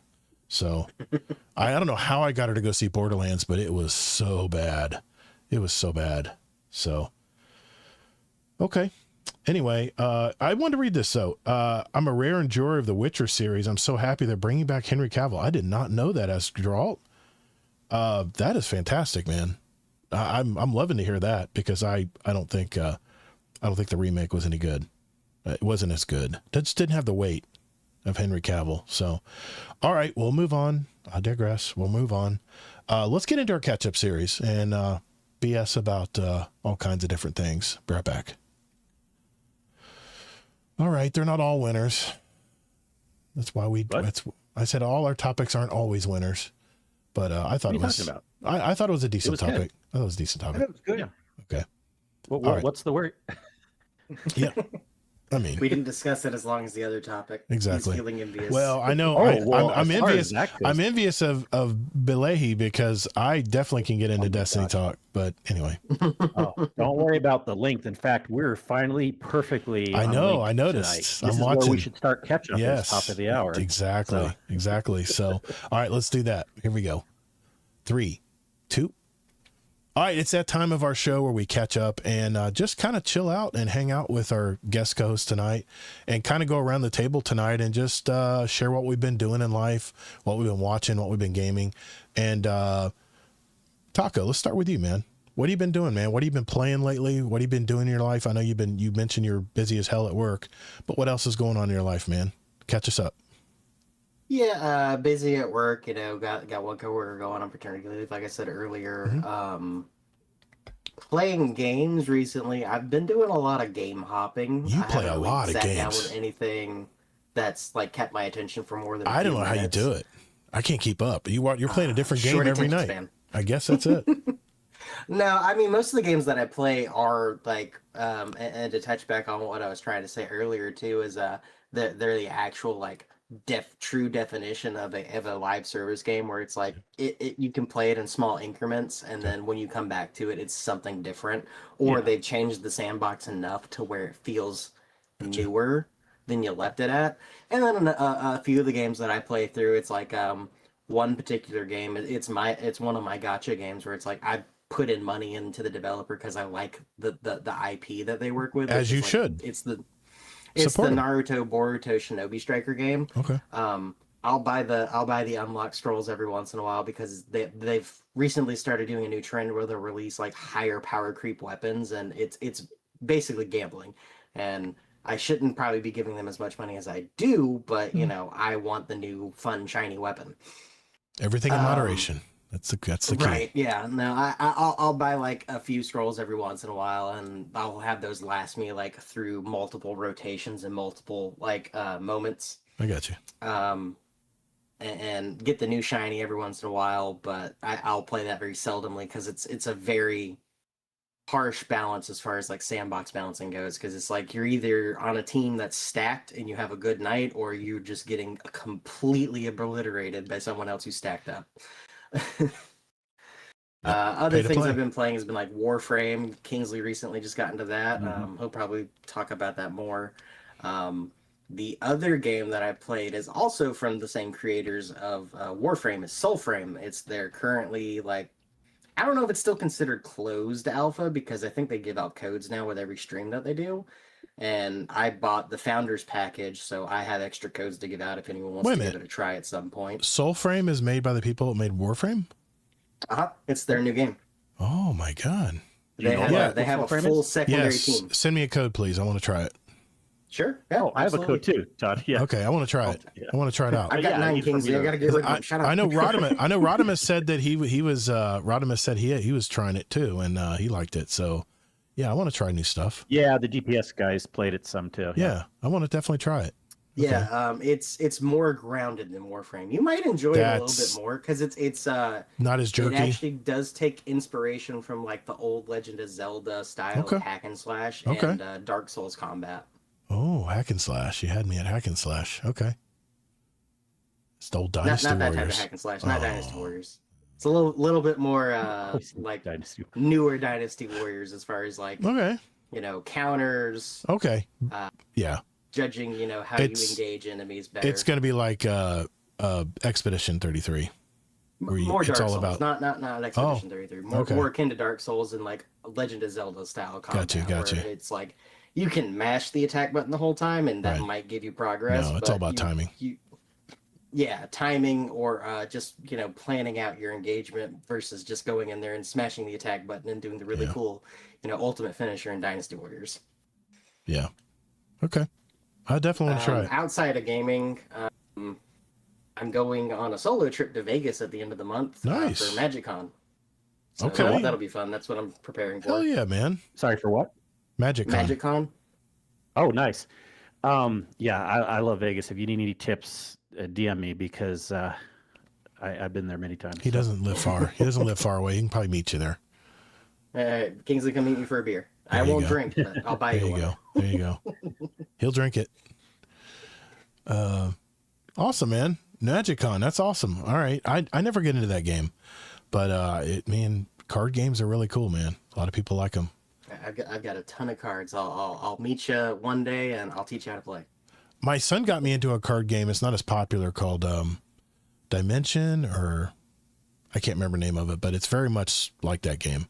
Anyway, Mr.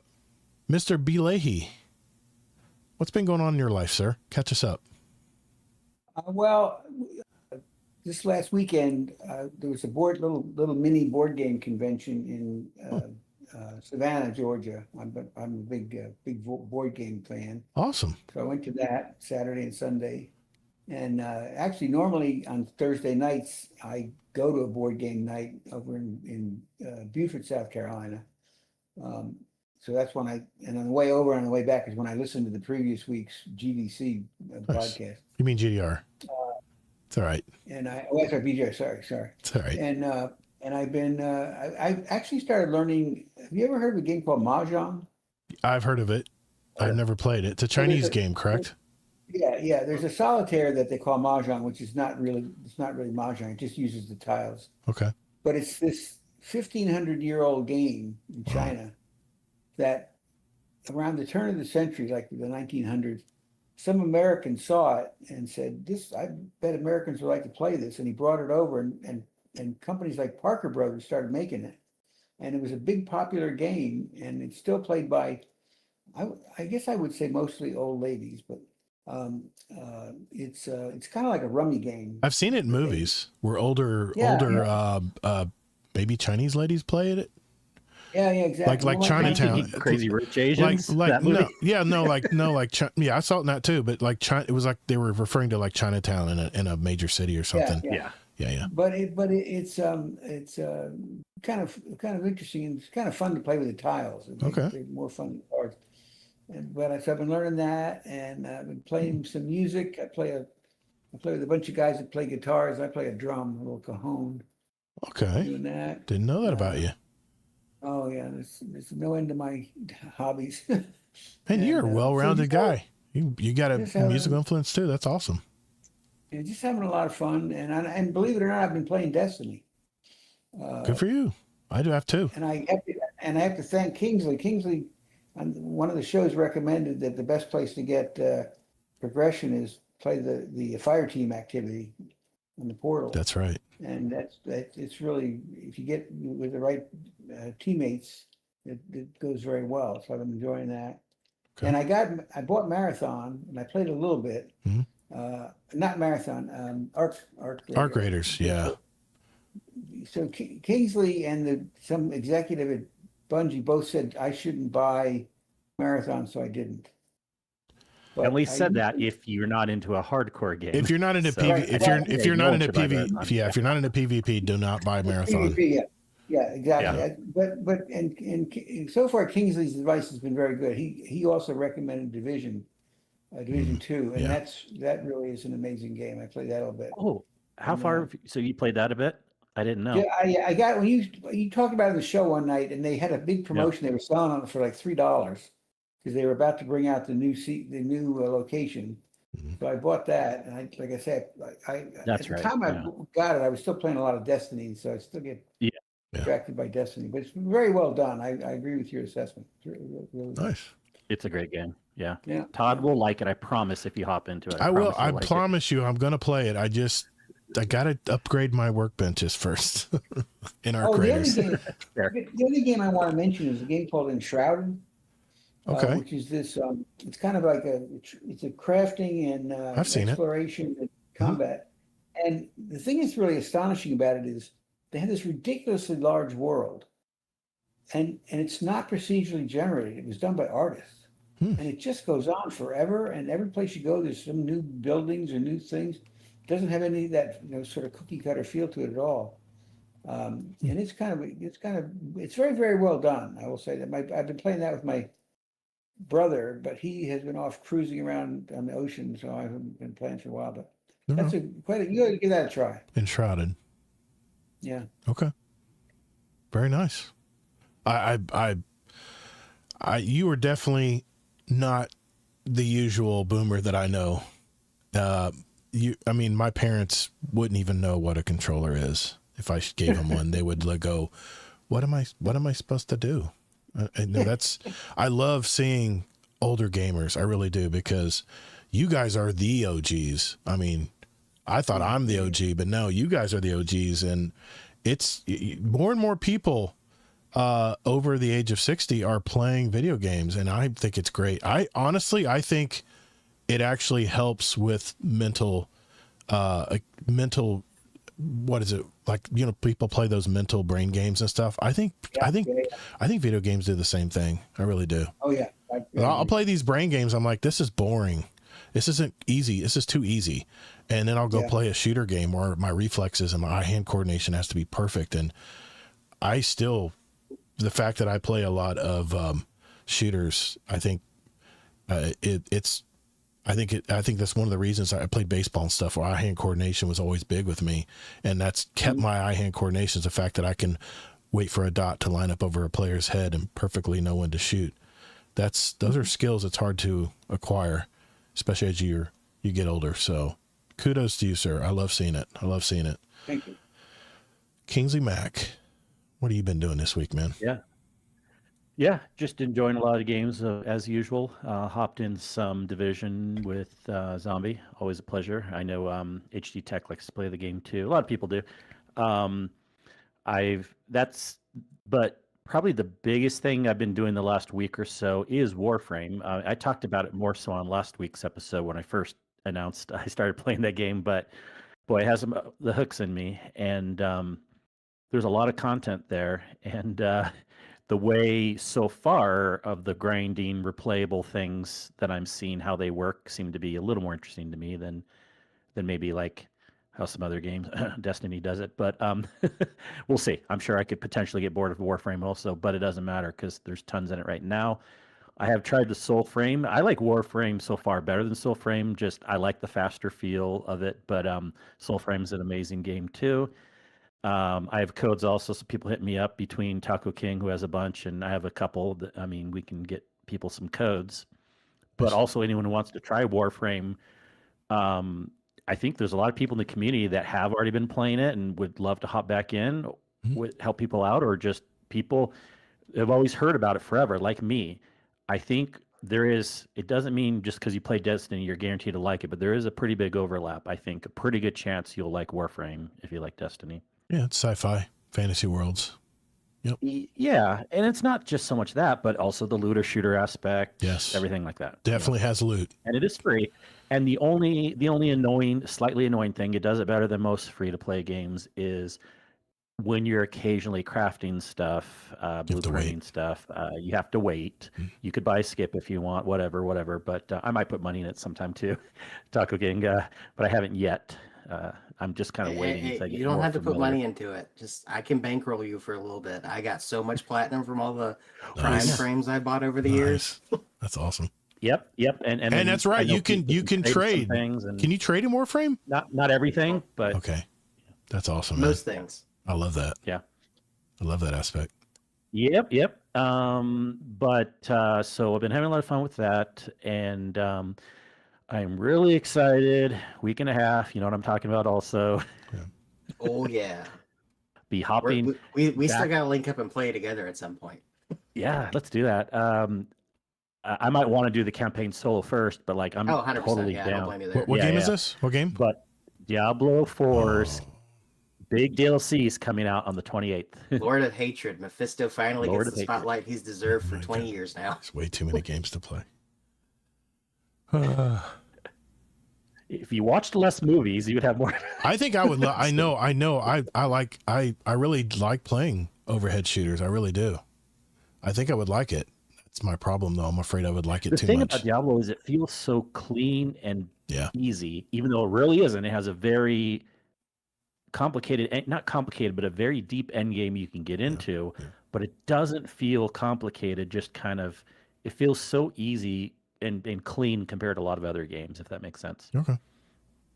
And the thing that I like about Diablo 2 is even though they have that FOMO like season vibe going for a lot of it, they still leave some aspect of each season just like in the background somewhere, and you'll naturally just come across that power creep at some point, and it just adds that variety to the game that makes it so much better. I got you.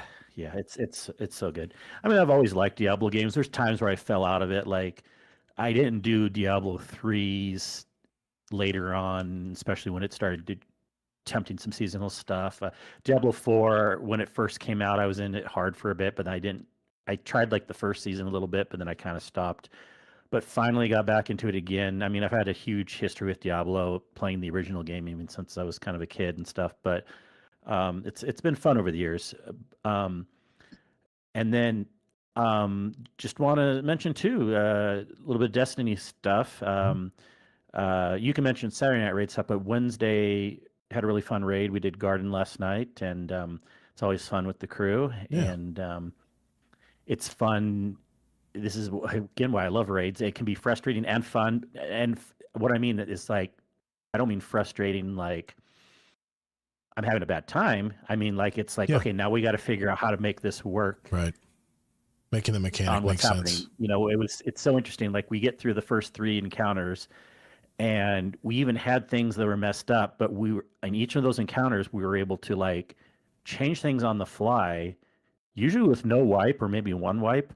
And there was a few times where I was like, okay, based on the crew and even my experience and everything, like, I don't know if we'll get this, but then we pushed forward and kind of the first 3 encounters. And then of course the last encounter, things went downhill, and then we were there for like the same amount of time we spent in the first 3 encounters, but we got it done. But, you know, the ebb and flow of that is what kind of makes it fun. Afterwards, we decided to hop in some Iron Banner. I'm like, why not? I mean, on a rare occasion, I'll hop into Iron Banner, even though it's one of my least favorite things to do in the game. But it's, you know, I'm with friends and stuff like that. And boy, the experience is pretty bad right now. I was watching you guys play the other night. Yeah, but I don't get it because the amount of players, if you look at the charts, were about the same between Tuesday and Wednesday night. Maybe because we were playing a little bit later, because I did see they were dropping fat. And again, even though there's more player on population report, Steam gets its numbers first. And when one's dropping because people are going to bed for the night, the other one's undoubtedly dropping too. It's just with a higher amount of numbers. Well, I was watching, like, when we were playing, it was going from like 9,000 on Steam quickly down to the 7,000 range. Yeah, I call it the witching hour. Usually 1 a.m. Yeah. 1 a.m. Eastern, I call it the witching hour. It's where all of a sudden the matchmaking, you start getting people from all over the place. Well, I would want that. We weren't getting any matchmaking as well. Wow. You guys were getting mongoose errors? We got like 10 different errors. We had times where we were waiting on matchmaking for like 10 minutes, and then it would try to match us. And then when it finally did, another error would happen and would kick us out. Jeez. We had times where it would kick us out from each other in our fire team. Like it would boot us and stuff. And so maybe it was mostly technical issues, but even when we did match with people, you know, getting the same teams, things like that, and the experience just isn't that good with that many people. And I knew better, but of course, a lot of people were saying, oh, it's going to bring back all these players. Once again, I was right. It did. Now, we did have a bump, but guess how big the bump was? Yeah, we talked about this. Very small. It was very small. Yeah. I ran the numbers. It went up 7%. So Iron Banner really didn't bring that many people back. Sorry, people. I said this in the pre-show. I says, I think the reason why it didn't have much bump is I think Bungie waited too long to bring back Iron Banner. It's out of sight, out of mind. people, aren't playing every month like we used to, people forget about it. Out of sight, out of mind. All the people here were talking about it, like everyone's going to come back. So there were people still willing to hop in, but you're right also that waited too long. We just have so many less players right now anyways, that if you're not super into Iron Banner, you're not going to be hopping into it just because it's back now. And I don't understand why they delayed it, Kingsley, because there was not a ton of activities going on. If anything, it's been kind of desolate. You would think that they would definitely bring back Iron Banner every month, because that's what I really look forward to. That's what drew me back to log in this week was Iron Banner. And we played Tuesday right at reset, and maybe by Wednesday people had already gotten the gear and just bailed out. Maybe because I have a theory. Good. Yeah, I have a theory on why it hasn't come back for a while. There was a rumor or a leak a while ago, probably 6 months ago now, that this update, maybe it was like 4 months, I don't know, but this update coming up that was supposed to be here by now, but got delayed to June. There was a rumor that something was going to be changing or happening biggish with Iron Banner. Yes. Well, I think that's why it wasn't on the calendar, because A, we were supposed to have the update already by now. That's true. And B, they were kind of holding off on giving us a lot of Iron Banner as like a thing, like we're working on it and we're going to have a revamped version. Right. So now that everything got pushed, and I think unfortunately too in the June update, we're not going to see any. We might see some Iron Banner changes, but tiered gear. I think that project kind of got scrapped. I mean, I got everything I got was all tier 5 because of my power. I'm at 550. I'm maxed out. But man, I'll tell you what, when I played Tuesday, every match they just chucked gear at you. The new armor, all kinds of weapons. I got probably 3 different of the new auto rifle. I think I got 3 different versions. And I played with Necromancer. I haven't played with him. I haven't gamed with him, and he was very nice to catch up and talk a little bit. And I got a ton of the rocket launchers with the flaming whatever ornament on it, holofoil.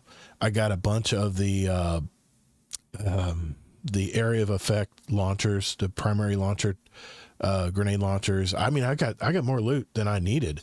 And the only reason I wanted to keep playing is I wanted the new emblem.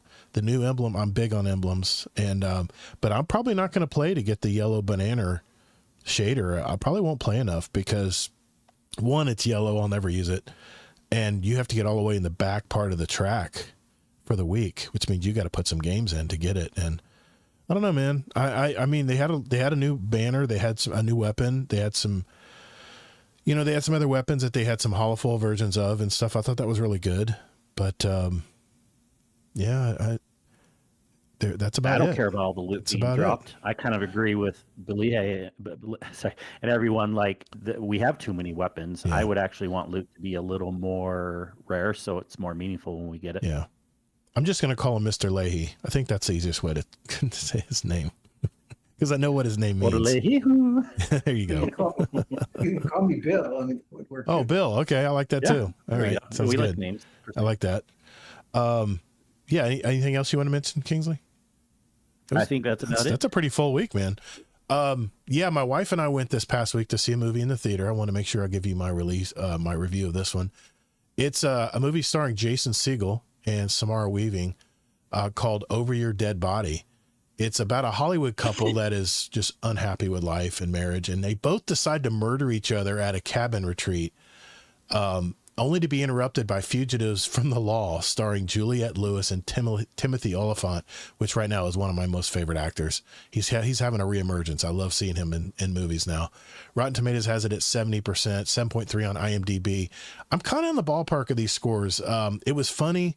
I thought it was entertaining, but the movie critic in me thought some of the parts could have been done differently, but overall, I thought it was a good streaming movie on a random Tuesday night if you're looking for something kind of wacky and fun and actiony to watch. It doesn't take itself too seriously. I give this one 3.5 stars. It was a good movie. It was a good movie to me, and it was worth the trip to the theater.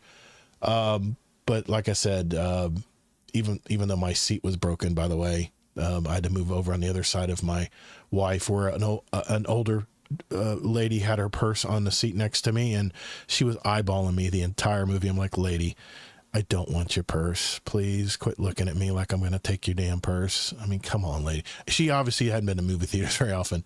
But last Sunday we saw Demetri Martin, the real popular comedian. He was in Orlando for Sunday night.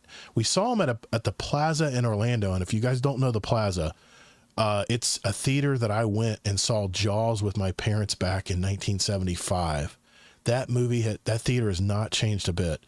And we went to a mom and pop play. If you're down down off Bumby in downtown Orlando, and I'm talking about West Orlando, not downtown, there is a joint that you got to check out. It's called Smoke and Donuts. This is a mom and pop operation. It's their barbecue falls off the bone. It's an old converted service station, and it's funny. You go in there. It has a personality. You know, those restaurants, you just have a personality to them. You got a guy at the beginning, at the front that welcomes you in, and he's like a DJ on the side. He has like a record collection. He's playing all this. And we had like rap music. We had like all kinds. I mean, it was all over the place. We had like Dixie and swing music. And I was like, what is going on with this music? Anyway, fantastic food. But what you got to go there for is the damn donut. We had a donut called the Salty Englishman. And it is a regular cake donut that's been, I don't know what the process is, but it was just like butter. It was so smooth. I've never had a donut as good. And it was crusted with sea salt and caramel, and it then had some toffee on top of it. Oh my God. I can still taste that donut. So if you're ever in downtown Orlando, look up Smoke and Donuts. Fantastic joint. And it didn't break the bank either, man. So check that place out. We went there to eat before we saw the show. I've been jumping Arc Raiders, man. Arc Raiders has got its hooks in me. It reminds me of the early Destiny days, man. I'm walking around these worlds, and I don't really think of Arc Raiders as a PvP game. Maybe as I get more higher level and I'm starting to go for more intense events in the game, because they have all kinds of different events. I mean, you can go in the same map when there's a hurricane going on, and you get much better loot, but the wind's blowing you around and stuff. But I'm sure it's more competitive. But for right now, I've 98% of all my games, I've never had to worry about getting shot at by another Guardian. Versus Marathon. You tourist. Versus Marathon. No, I will not pull the trigger. I don't want to get in those lobbies. And versus Marathon, where it was literally you were playing, had to rat it out if you're playing solo. So I'm loving it. Like I said, I'm trying to work on all my workbenches so I can craft some really cool stuff. But I haven't even unlocked the best weapons in the game yet, and I'm still having a great time playing. Shout out to the raid group. Saturday night we tried again the final encounter of Salvation's Edge, and shout out to Allocate, Rona Red Lion, Sin, Zombie Pops, and of course Kingsley Mac. We all hung out. We tried again. We just could not get it done, and I think it's just going to be fun, and I maybe feel like we accomplished something once we do figure it all out with all the mechanics syncing perfectly, and hopefully that exotic will drop for me as well. But here's hoping. Need more Gator Duppus. You have a 5% chance, though. Yeah, we do. 5%. You think they give you a chance even every time you get every time you're on the encounter, but it doesn't work that way, unfortunately. But let's answer some questions from the community here before we go. I'm gonna have to leave the chat, guys, and Discord for a minute here, so I can go to the questions channel. And we had a couple good questions here. I'm just curious what you guys thought about it. Let's start with some Destiny questions. Mr. Deadpool 1 Merc, he says, what is one feature that would instantly make you excited for the future of Destiny? And question for the show, be honest, are you still playing Destiny because you love it, or because you've already invested too much to walk away? Oh, the old sunk cost fallacy effect there, Deadpool. Which tends to affect Gator more than me. I be honest, other than Iron Banner, I have not played Destiny. I know you haven't, but the years leading up to now. What is one feature that would instantly make you excited for the future of Destiny? One feature. Anybody have an idea what they would? Procedural, actually changing stuff like what they said was going to be in the portal, but was not. Procedurally generated worlds. Yeah. Yep. Well, and enemy maps. Movement and just things that feel lively. Yes. Look, however you're going to say it, I don't care the word of the day or whatever, but persistent worlds. Yeah, so that would make me excited. And then no, I never do sunk cost fallacy. When I start getting bored of Destiny, I stop playing it. So I don't know why people don't live that way in life, if anyone does. But I used to for the longest time, but no, it's Destiny's out of sight, out of mind now for me, and I'm on to something else. And I tend to grab love doing lots of Destiny. I grab a game every week and I play it to death. I shake it to death. I really latch on and play it because I want to experience everything in the game before I move on to another game. Anyway, he's very proud of that Prestige 1 rank he got. Yes, from old Call of Duty days. You're definitely. Don't say you want to experience everything. You want to do like the hardcore raid stuff, like the flawless last wish and the pantheons and all that stuff. Not that stuff. Yeah, so you don't want to do everything. But I need friends, and I don't have those. That's you need killers to play those maps, man. Yeah, and you need and those killers of determination. Yes, but those killers are playing other games. That's the problem. Well, that's one reason. Don't use that excuse. I don't think you'd want to do it anyways. I know. I mean, I want to enjoy the core of the game. I want to get that feeling that the developer wanted me to get when I play the game. And I have Crimson Desert is on deck. It's just waiting to be. It's already downloaded and ready to go. I've got all the patches and stuff, so that's all it is. So, Bill, what do you think? Is there a feature? I know you've kind of mentioned a few tonight, but is there a feature that would get you excited about the future of Destiny? I do like the idea of having activities where the bad guys aren't always in exactly the same place. I love the idea of just coming out of nowhere. In fact, right now, they've done some of the strikes and some of the lost sectors. They've gone in and redone them. And when I walk in and suddenly realize that, I get excited. Like, oh, here's a new challenge. It's just like, they're not all just exactly where they the lost sectors have changed. Yeah. Oh, I'll have to look into this. I love lost sectors. Like little mini dungeons. Okay. Yeah. What do you think, Taco? What do you mean by that? What's changed? He says they've changed. Well, anyways, we don't need to talk about it right now. But I'll look into it. I love lost sectors. Investigation time. Yeah. Yep.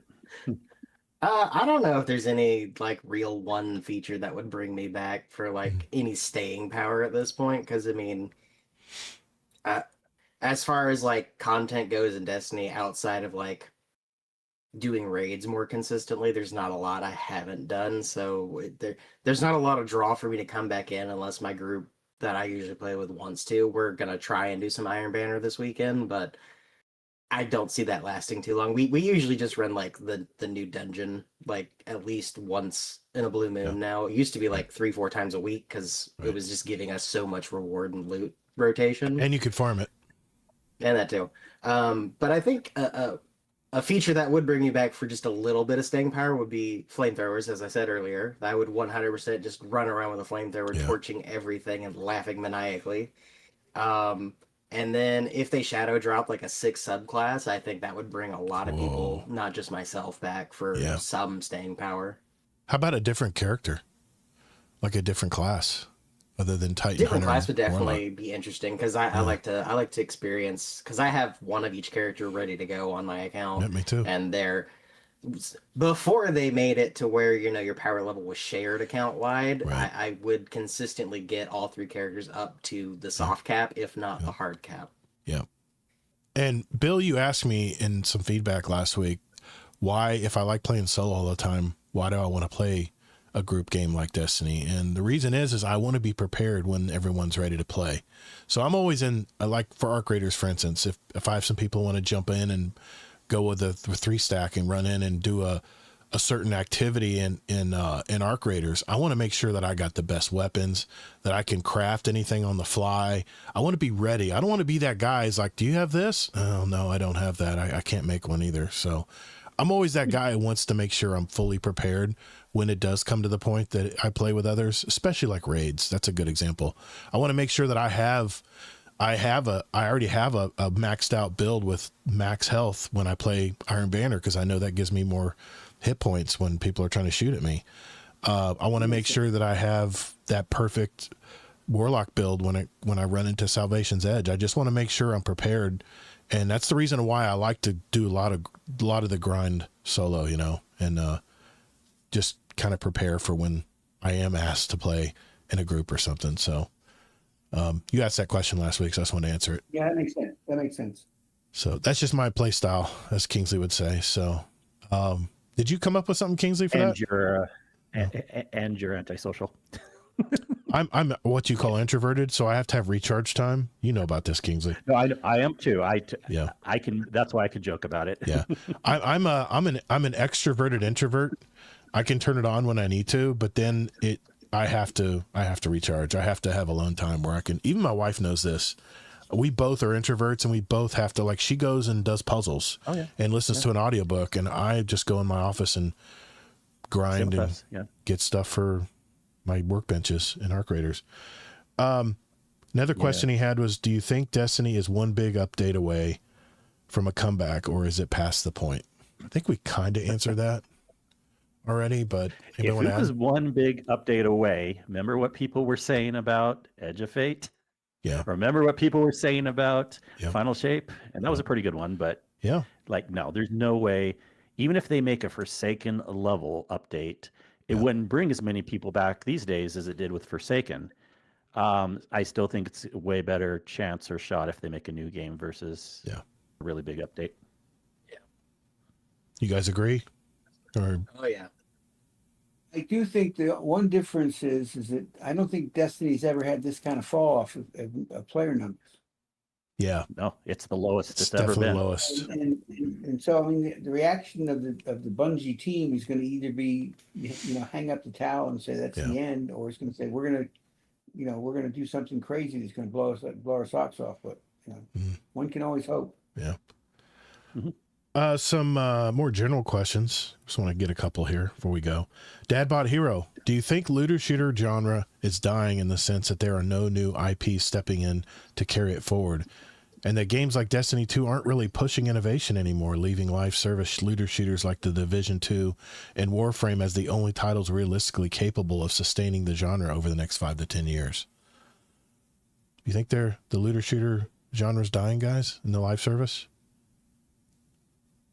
Well, I don't know if necessarily looter shooter is dying, but I've said many times in the past, like, I don't know that creating a new live service game even 3 years ago is a right move. We've gotten oversaturated there, and a select few have been able to keep it going. Destiny has actually kept it going in a really good state too, even though it's not where we want it.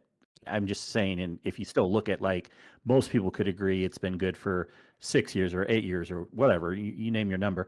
But yeah, we and then we have games like the Division 2 and Warframe that are keeping things going. It's hard to answer that. I do think, like, companies necessarily shouldn't be focusing on making a new looter shooter, maybe, but and then we all kind of said earlier in the episode that we agree that Destiny 2 isn't really pushing innovation forward right now, so that's I would assume we agree on that point. I still think they're constrained by the older constructs of the game. That I think that's stopping a lot of innovation. Why they need a new game. So, Bill or Taco, you guys have anything you want to add to that? I think AI is going to blow our minds. I'm ready for it.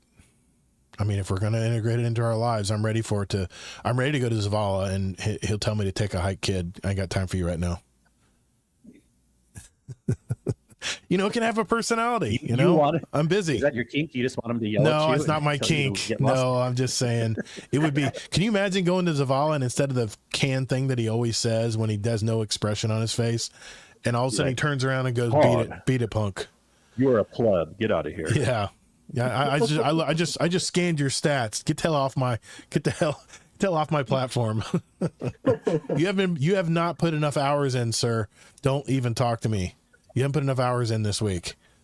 You imagine that? And don't get me started with the drifter. Don't get me started with the drifter. Sorry, Dad. I'll play more. Drifter, what's the meaning of life? Can you imagine? Well, let me tell you, back when I was taking some shrooms back in the day, I could see a chat bot being enveloped into character arcs. That'd be fantastic, man. Just have it maybe tuned for the game context, Anyway, I'm telling you, try it. Just go into Gemini and say, "I want you to pretend to be Amanda Halliday, and I'm going to interview you." I'll try it. It'll blow your mind.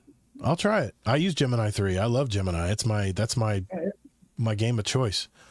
Okay. So I don't think, to answer his question, I don't think looter shooter genre is dying. In fact, I was watching videos of people playing Arc Raiders, and this one guy got all the blueprints in the game, but he wanted to open up. It was a YouTuber trying to find a map of all the blue. That's another thing I'm working on, is all the blueprints, so I can make stuff on demand. And he goes, let me open it. I'll give it to you, but just let me open it. I just want to have that feel of it popping up. That's what looter shooters are all about right there, is that gambling aspect that we all love as gamers. We all love that chance that it could be in this box right here. That's I don't think it's dying. I think that's a core element of most games that keeps people playing. And I realize Arc Raiders is not a looter shooter, but in a way it kind of is. And it isn't. That's an aspect to it, you could say. Yeah. It's a draw. It's a draw for me. It's definitely an aspect. I have a more twisted take on this question. I think not looter shooters are just looter games in general. I don't think that's dying, because that's more of a niche game genre. Yeah. I think we're going to see for the market soon, maybe over the next few years, I think live service chase games are going to start dying out as far as like new developments go. Yep. Yeah. That's kind of what I was saying too. Yeah. Yeah. I'm going to ask this question because this gentleman's going to be on the show next week, and I want to make sure I ask his question. I don't want him to ask it when he's on the show. Rona Red Lion, this might be a longer term question to find examples for. Have you ever had a commercial pop in on a streaming service that really oddly fits the moment of the show you're watching? Like when a main character is caught in an inescapable situation before the break, and suddenly a motivational energy drink ad pops up, or an angry monster howl sets up suspense for when we return. Then it cuts to a fiber commercial. I see these from time to time, and they seem almost too cleverly placed to be random. I mean, you like the AI stuff there, Bill. What do you think? You think that's AI in action now, or what? Does he mean fiber as in optical fibers, or does he mean fiber as in Metamucil? I don't know. Then it cuts to a fiber commercial. Maybe fiber internet.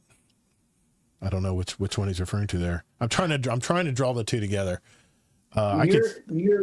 You're my age, and you're watching television. They're always for Metamucil. Yeah, fiber.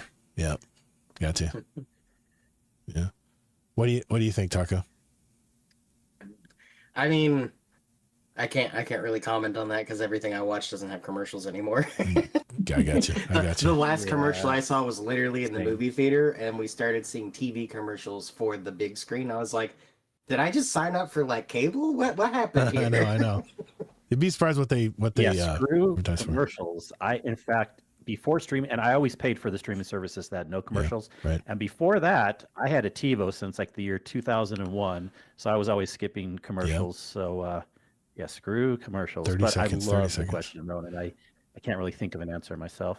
Even in podcasting, I hate commercials. It's like 30 second. It's 2 minutes. It's gone. Let's get back to the dialogue.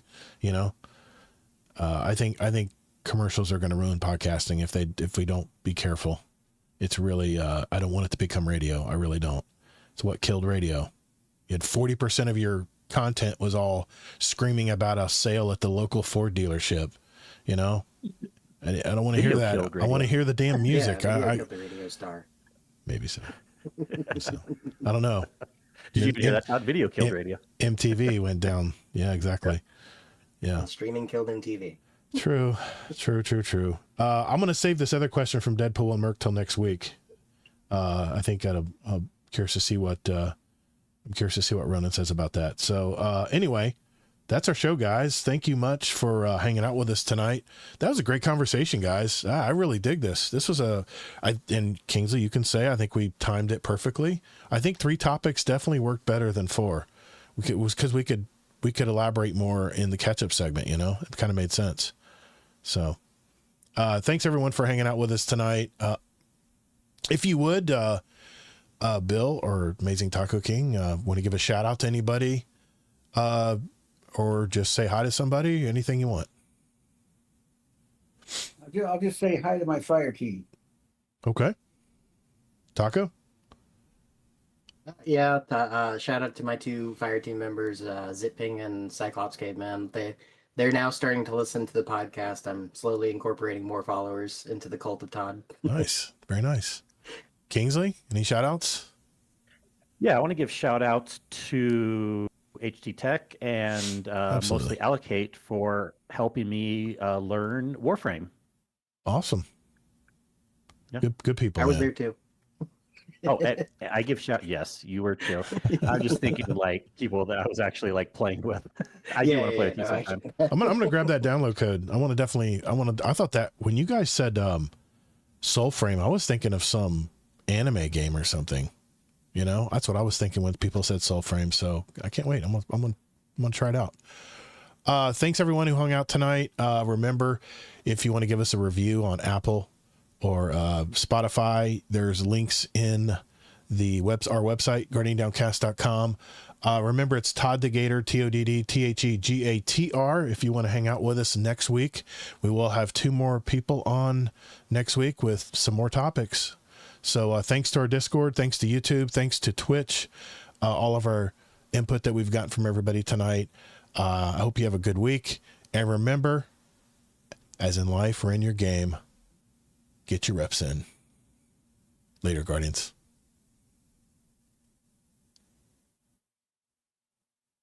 What about when you graduate from rep school?